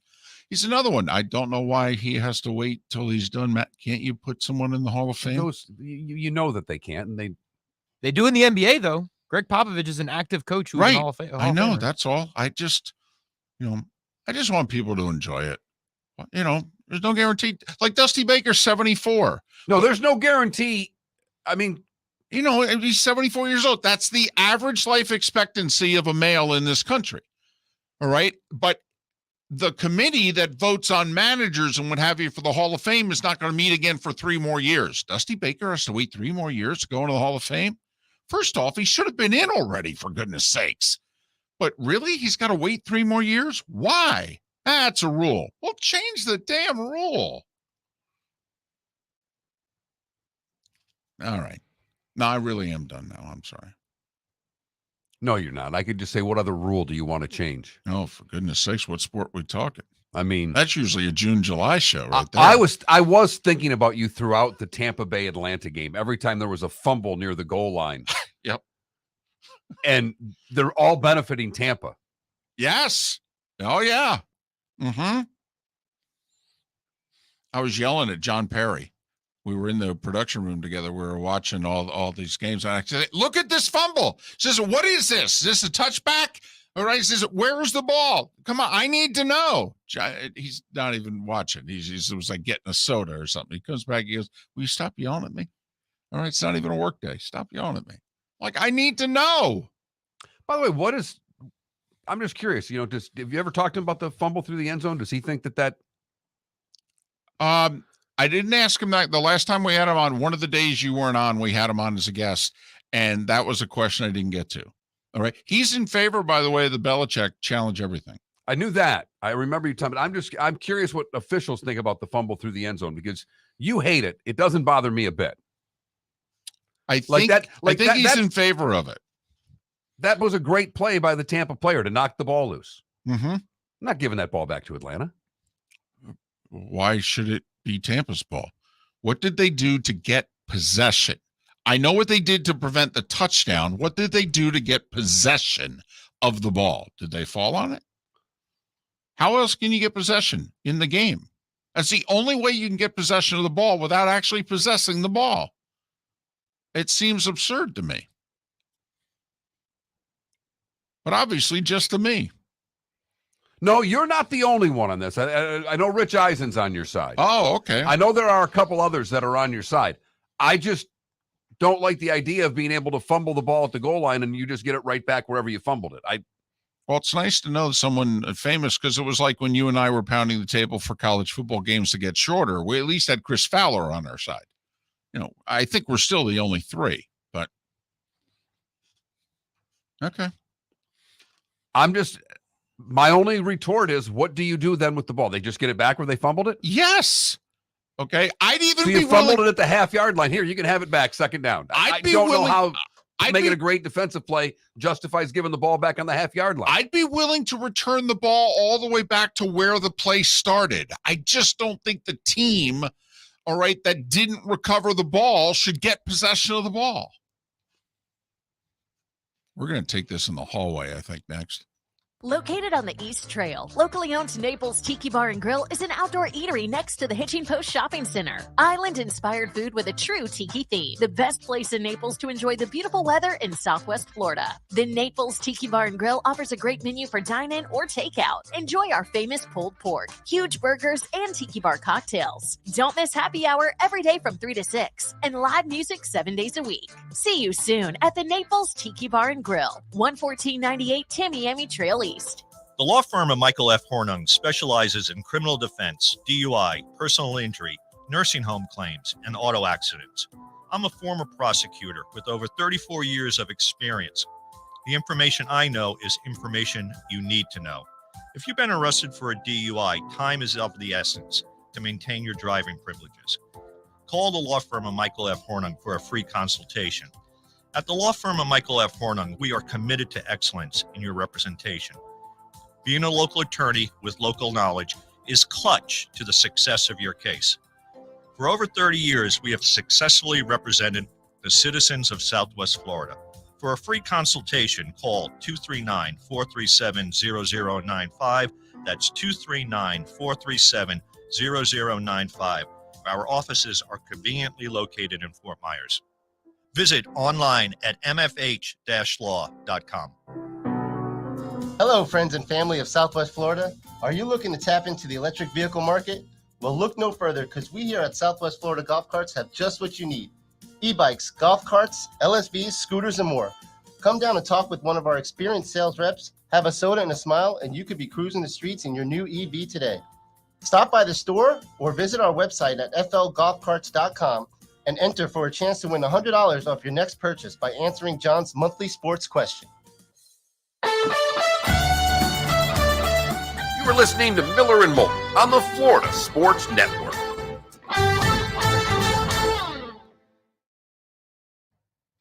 We have a food delivery from a listener of the show.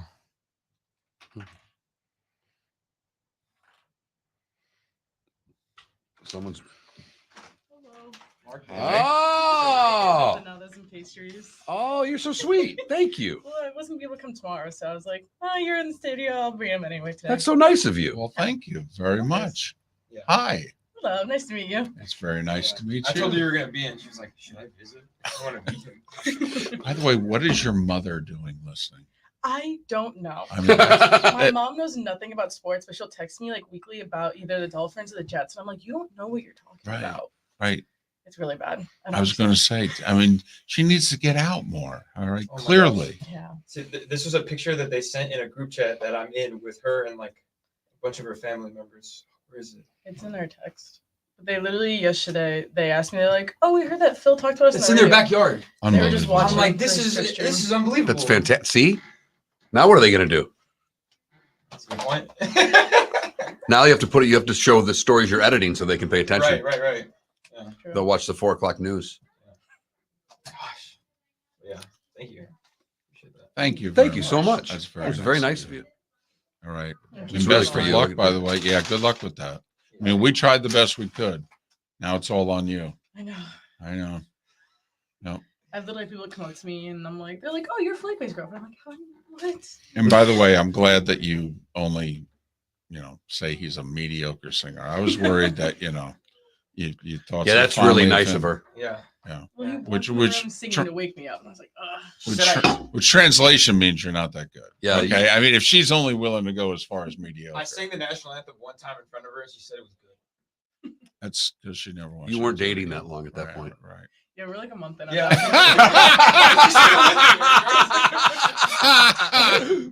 And she even asked her. I just started singing that song. Well, that was just a little strange. The fact she didn't walk out on you. Yeah. I think. We were driving, sadly. I would have jumped out if I could have. Well, that's awesome. Very nice to meet you. Best. Thanks of for luck. stopping in. Yeah, of course. Okay. Stay well. All right. Stay in touch. Okay. Through him. He'll text No, us. I'll see her. Oh, yeah. For sure. She works at Fat Cats up there. Right. Literally Yeah. heading there now. All right. Who's our guy there? Who's the manager that listens? Adam. Adam. Deepak in the Touche. Yeah. Hawkowitz. Yeah. Oh. He's brought some food before. Yeah. Okay. Cool. Thanks. Thank you. That was very nice. It is.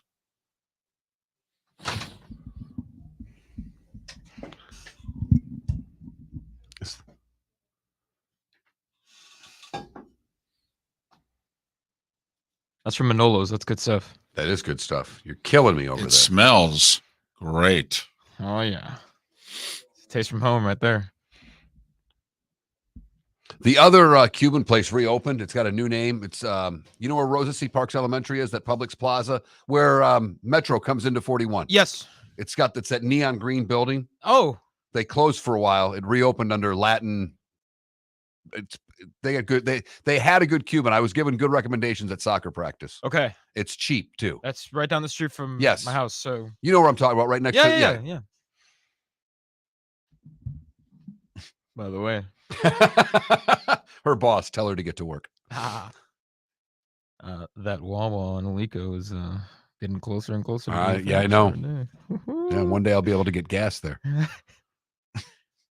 I don't understand. It's a gas station. My buddy just texted me and said, "Just what you guys need, more food." And you need a goalie. Shut up. Oh, Devils fan? Yeah, Bob. Yep. Ouch. Tell you what, you get a top-notch goalie, I'll go on a diet. All right? Okay, Mad Dog. I'll do it. I would do it. Good one. I don't know why he didn't just do like what Dan Patrick did. Dan Patrick announced his retirement, 6-8 months ago. He said he's retiring in like 4 years and 3 months. Yeah, He threw the date out when there. this contract. Yeah, he said, this is it. It's my last contract. I'm retiring in blank. Okay, guys, write it down. All right, good. Start the countdown.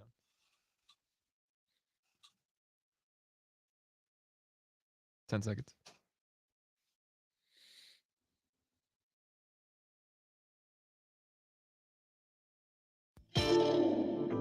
Welcome to the bonus hour, brought to you by Jason and Todd at the Diamond District. And now, here's Mark Miller and David Moulton. So we just got a food delivery during the break. It's Felipe's last week. All right. What? It smells so good. Empanadas. Oh, man. Oh, yeah. Now, I will say, because I got a scan coming up in an hour, but I don't have to fast for it. Things are looking up for you. I could go in there on a full stomach. Right? None of that, terrible stuff to drink and, what have you. They just need to take a couple pictures or something. Doesn't matter if you're eating. Hell, I think the doc even said, hell, you could eat during the scan for all I care. We just need a couple pictures. All right. Good. Good for you. Yeah. So no wonder you've been in such good spirits, because usually this show, when you're here, you haven't had anything to eat since midnight. You've had to drink paste for an hour and a half, and you are in a very feisty mood by the time we get to the Diamond District bonus hour, courtesy of Todd and Jason at the Diamond District, which our food delivery was by young Felipe's girlfriend. Right. I'd never met her. You had. Yeah. I'd never met her. In fact, I told her that you were going to be in the studio today, and she encouraged herself to come and meet you, David. It's interesting. She could see my old fat face on this Twitch thing. Her mother watches us on Twitch. It goes back to what you said earlier, and you said to Felipe on the air, I'm the one that's the mean guy. Right. Okay. You're the nice guy. Supposedly. Right. Even though if it's up to me, you would have been fired 11 months ago. Thank you. You're welcome. So thank you, Mark. I was so done with you.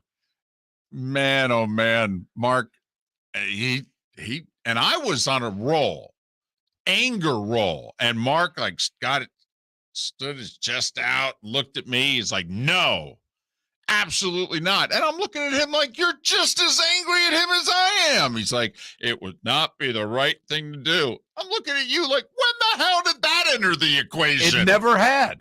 But you and I have both lost many a job. Yes, and we sometimes without any sort of a warning, where it's come out of the blue, and it's like, that's not the way you do it. Right. You got to give someone an opportunity to redeem themselves. He lectured me. He said, how many times have we been fired? How many times have we been fired unfairly? How many times were we let go where we weren't given a chance? Blah, blah, blah. And I looked right at him. I go, I cannot believe you are doing this to me. I felt like I was being parented.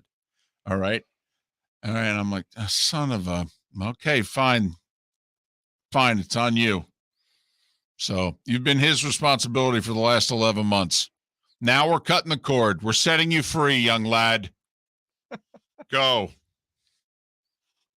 Take these life lessons. And Trent has no idea what he's walking into. He really doesn't. None. By the way, did you at least tell him what we told you? I mean, yes. Oh, I did. To please don't get in this business. You understand, I interviewed this kid for the job. I spent it wasn't really an interview. It was the first 15 minutes of me trying to tell him all the reasons why he shouldn't take this job. I got to say, though, I can even admit that I think he's way more qualified for this job than I am. I mean, he did amazing work at Michigan State. He covered their basketball team. He's he's going to be great for you guys. Oh, come on, Felipe. You were an intramural god, according to you. That was like the only thing you had on your resume when you graduated FGCU. It's like, what experience do you have? Well, I'm I don't know, 3-something student. I mean, you were still at FGCU when we hired you. Yeah. It was October of my senior year. Yeah. Man, I just threw it away instantly, didn't I? I know, and we told you this is a big mistake. I mailed it in. It's a big mistake. So Felipe's leaving tomorrow. All right, he's already got a career that's on the fast track, and so he's leaving another one. Mark, it's kind of like guests that we stumbled upon at the beginning of their careers. Bud Elliott's like the last one to like make it big and still keep us. Yeah, no, I mean it is true. We had Clay Travis on when he was hosting a local show in Nashville. Totally. Found his website and said, this guy's writing some interesting stuff. Get him on the show. Right.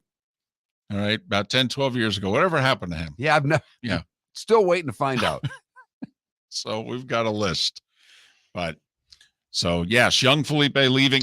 We've mentioned it many times this week because one of the things that I hated when being in local television is they would only mention it like the one time.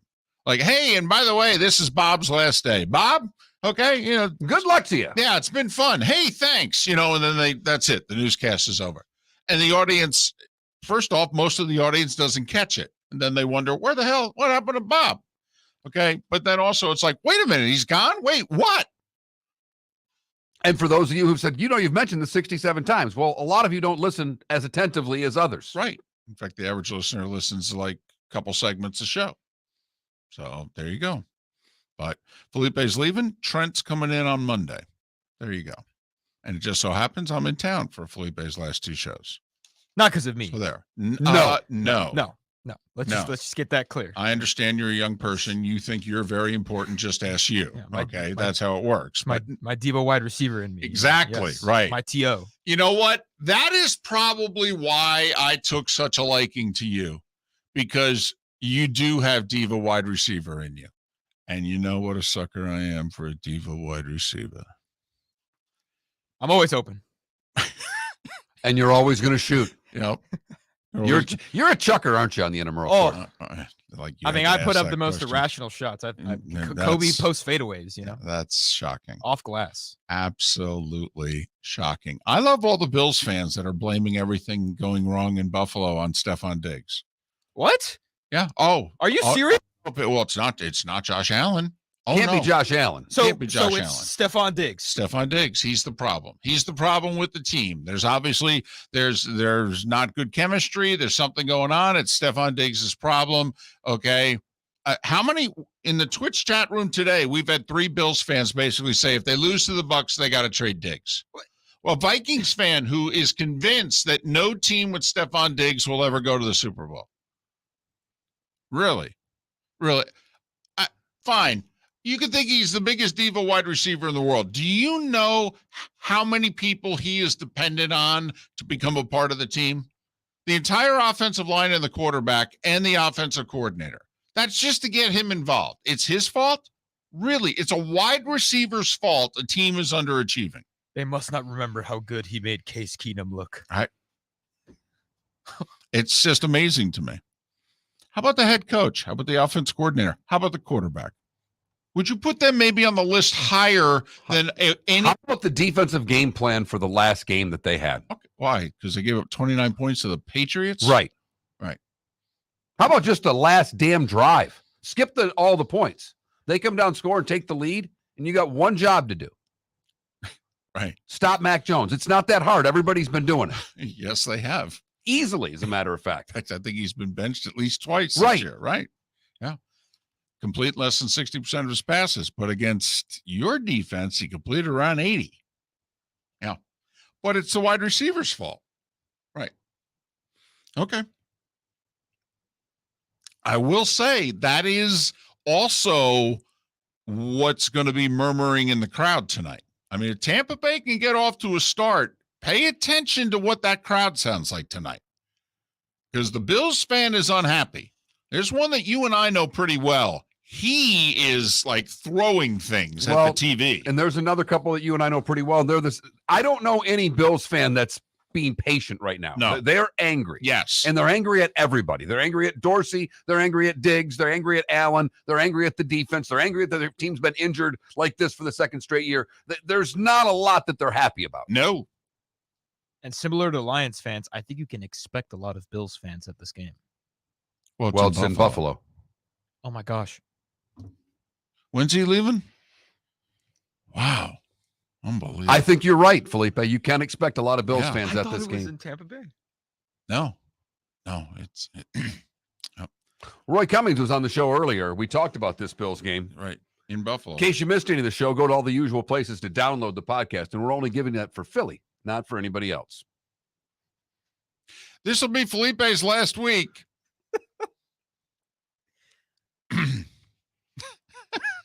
That's spectacular. Can we put that on a best of? Yes. Can you have a segment with a best of with someone who's no longer a part of the show? We're going to have to. I mean, there's no way we'll put up enough good material in a month for our Thanksgiving show. Who said anything about best of being good material? Good, bad, and ugly. What's on tap? Today's the day when it's next. Visit Jason and Todd at the Diamond District. When choosing something of high value and personal significance, such as a diamond, you want to make sure you're shopping with the best. And the best when it comes to GIA certified diamonds and diamond jewelry is not online. It's not in the malls. And it's not with any of the new pop-up jewelry stores trying to make a go of it here in Southwest Florida. The best place to buy diamonds is with my friends Jason and Todd at the Diamond District, who have made Southwest Florida their home for over 20 years now. The largest selection of GIA certified diamonds is with the Diamond District. The only place you'll find diamonds 8 to 10% over cost is with the Diamond District. America's top bridal designers have chosen the Diamond District to represent their engagement rings exclusively in Southwest Florida. Simply put, the best selection, experience, and best prices are with Jason and Todd at the Diamond District. Visit Jason and Todd at the Diamond District. The law firm of Michael F. Hornung specializes in criminal defense, DUI, personal injury, nursing home claims, and auto accidents. I'm a former prosecutor with over 34 years of experience. The information I know is information you need to know. If you've been arrested for a DUI, time is of the essence to maintain your driving privileges.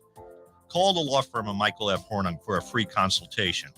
At the law firm of Michael F. Hornung, we are committed to excellence in your representation.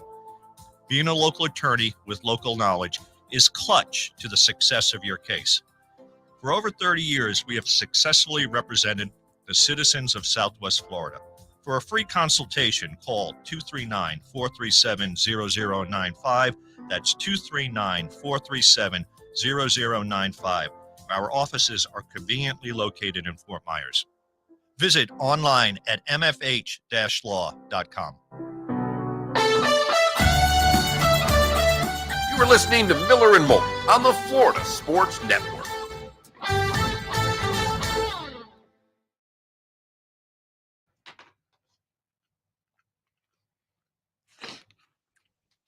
It was delicious.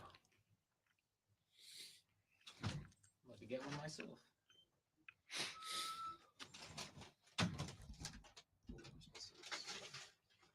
All right, does it smell great? You got the grease on the side of the bag. It's just Classic. Oh, none needed.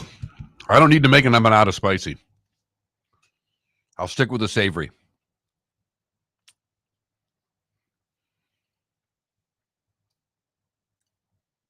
What do you mean David in studio isn't the same? Look at all those lovely banners over his head. right.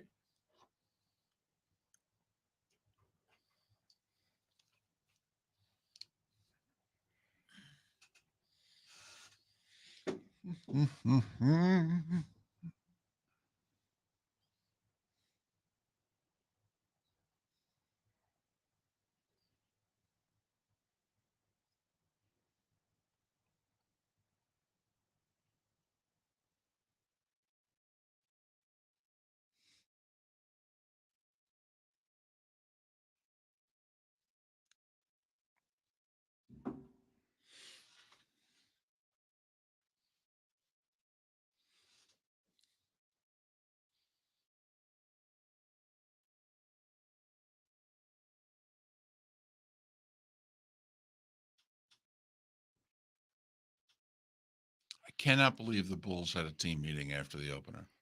That's I listen, any sport, I have never ever heard of that in any sport, a team holding a team meeting after the first game. I had them missing the playoffs. I do now. Well, forget that. I mean, that's unbelievable to me. Yeah, I've never heard of something like that either.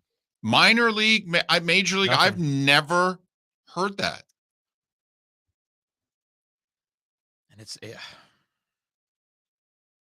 I mean, some teams get absolutely blown out in their openers. They don't hold a team meeting. They just chalk it up. I mean, the Giants this year, what Dallas beat them? 30-something to nothing? I mean, maybe because it was home, that might have influenced a little more animosity towards it. But The game was tied late third quarter, Yeah. too. Yeah, I mean, Wow. I mean, it's nice that they care that much, but wow. It's alarming they think there's that big a problem. is Billy Donovan still the head coach there? By the way, not that anybody cares, the Knicks opening schedule is brutal. They play like Milwaukee 3 times, Boston twice. I mean, honestly, like 11 of their first 15 is a brutal schedule. So don't panic if they're like 6 and 9. All right. So you were watching the Knicks game last night on ESPN. Parts of it. Oh, but you weren't listening to the call. No. I hate Doc Rivers. Really? He's not bad. He was good when he did broadcasting before. He's got good insight, but it's just like It was weird listening to Breen. Listening to that, it just was a different sound. It sounded so different. Yeah. I think And- that's what got and you. we've heard Doris with Mike a couple of times, but like it's weird hearing Doc Rivers, who literally just blew a 3-1 lead in the playoffs to the Celtics. Well, 3-2, but he's Or blown a 3-2, bunch of 3-2. 3-1s. Right. I say because he's blown like Now, I will 16. say Rivers and Breen are tight. I mean, they have vacation. I'm sure they together. are, yeah. Well, what do you mean you sure they are? I mean, They are. Doc Rivers has been coaching the last 15 years. Mike Breen's been a broadcaster and only occasionally broadcasting his games. But I mean, like they have vacation together tight. I mean, they are very good friends. So I would like to think that could gel, whatever it's going to be, it could be pretty quickly. Yeah. I mean, you vacation together with somebody. I mean, you're fairly tight. It's just there was no the chemistry that the three of them had. Well, I mean, come on. It was unmatched. It was unmatched. But they did 15 years together. Well, yeah, I mean, obviously, but Felipe. It works so well. Felipe, it would be, and I'm being very serious about this. They get rid of us. They bring in 2 very capable people, okay, who have never done a show together before. Okay.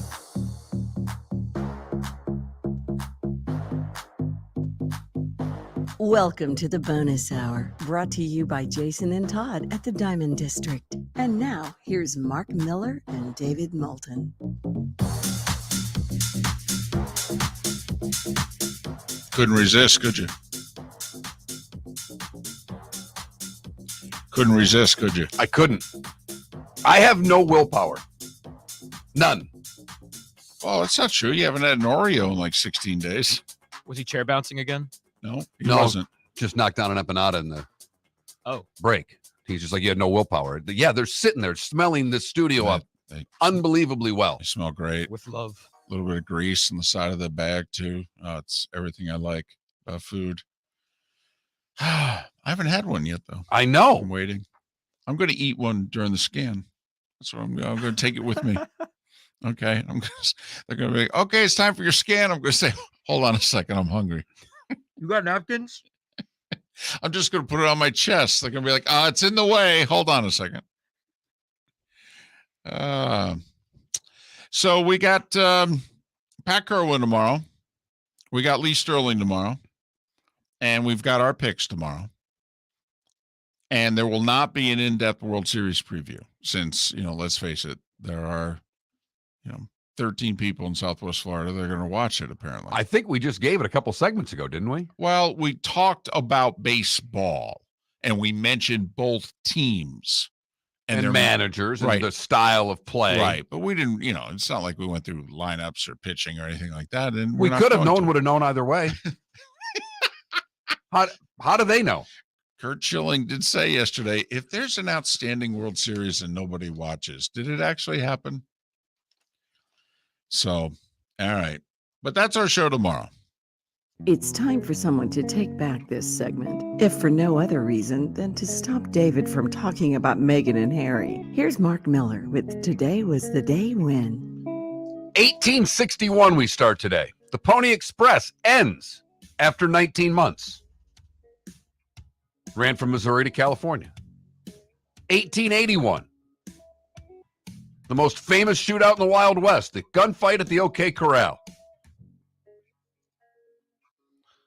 1887, I had to bring this up when I saw the outcome of the series. The World Championship Baseball Series was at Sportsman's Park in Detroit. The Detroit Wolverines beat the St. Louis Browns 10-5.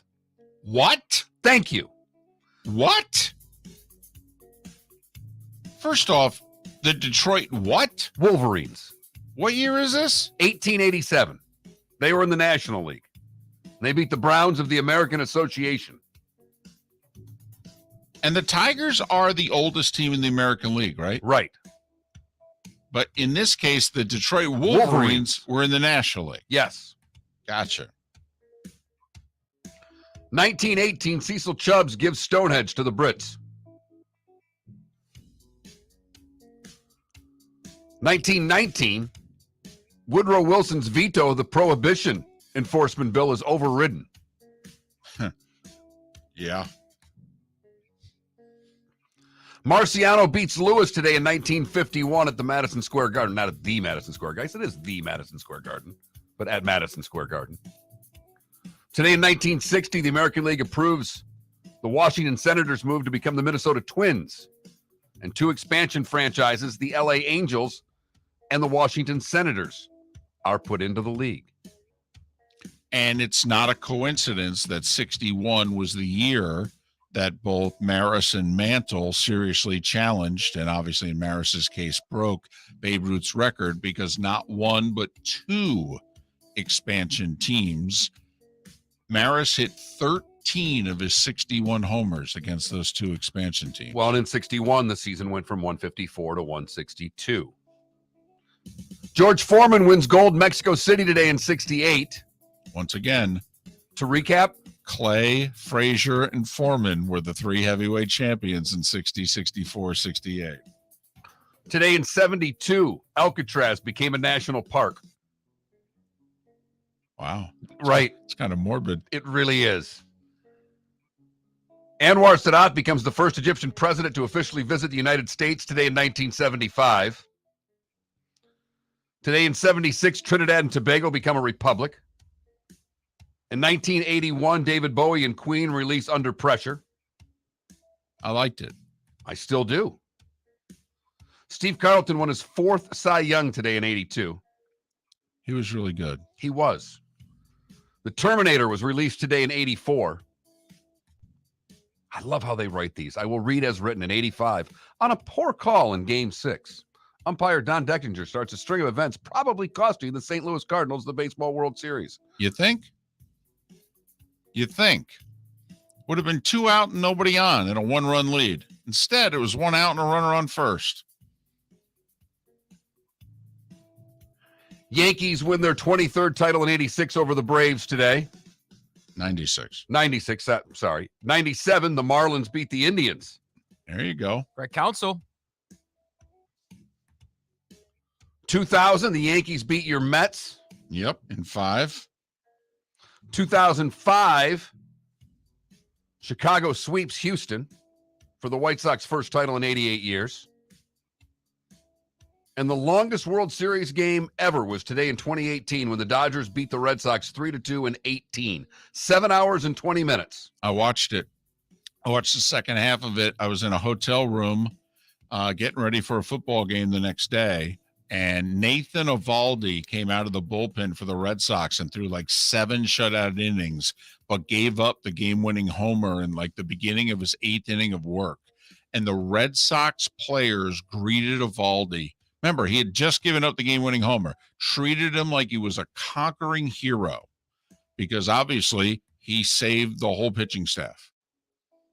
And even though it was the only game they lost in the series, I'm pretty sure they beat the Dodgers in 5. All right. And Nathan Eovaldi, to this day, the 2018 Red Sox are like, he's the stud. He's the dude. Jacqueline Smith, 78. Yep. Charlie's Angels.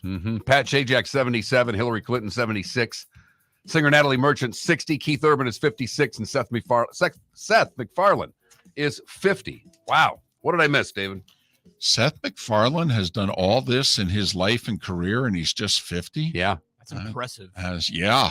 Family Guy's like over 20 years old now. Yeah. I watched the pilot the other day because it's on Max, and I happened to finish a show, and I was just kind of looking what's there, and I'm like, South Park. Do you watch it from the beginning? It is something. I don't know, Family Guy. Or Family Guy, sorry. Yeah. The Erie Canal opened today. 198 years ago, 1825. Whitney Houston, her first #1 hit was today in 85. Saving All My Love for You. So, here you go. I've got one. Uh-oh. This is a good one. It's not 2020 NBA, is it? No. It's even better. 8 years ago today, Kirk Cousins asked a simple question. You like that? You like that? You like that? 8 years ago today. You like that? You like that? I'd say he's done pretty well since then. And the Washington Commanders have not. No. That's exactly right. Made a lot of money since then. All of it guaranteed, too.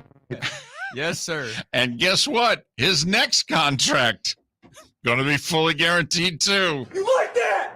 You like that? You've heard folks elsewhere mock Florida is gonna Florida. Well, Mark Miller sees it differently.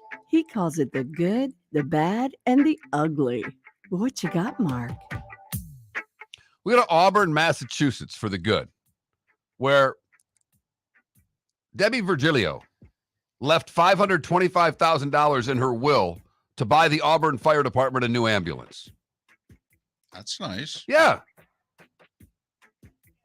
I mean, that's really that's the whole good. I mean, she decided when she was gone, she was buying an ambulance. Not for her, though. No. I think she'd at least wanted a ride in it before she's gone, but not the case. For the bad, we go to Cape Coral. By the way, can you test one of those things out before you buy it? Workers showed up to replace a roof in Cape Coral. And the dump trailer that was there to take all of the materials that they were ripping off was gone.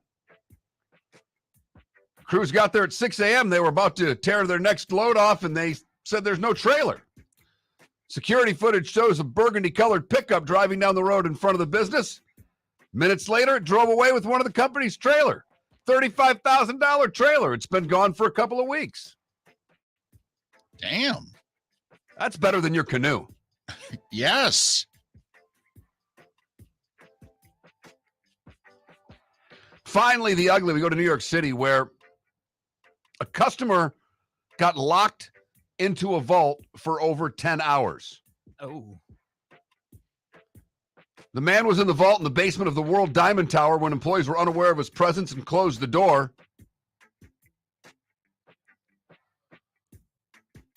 Fortunately for the man, he was not in danger of running out of oxygen.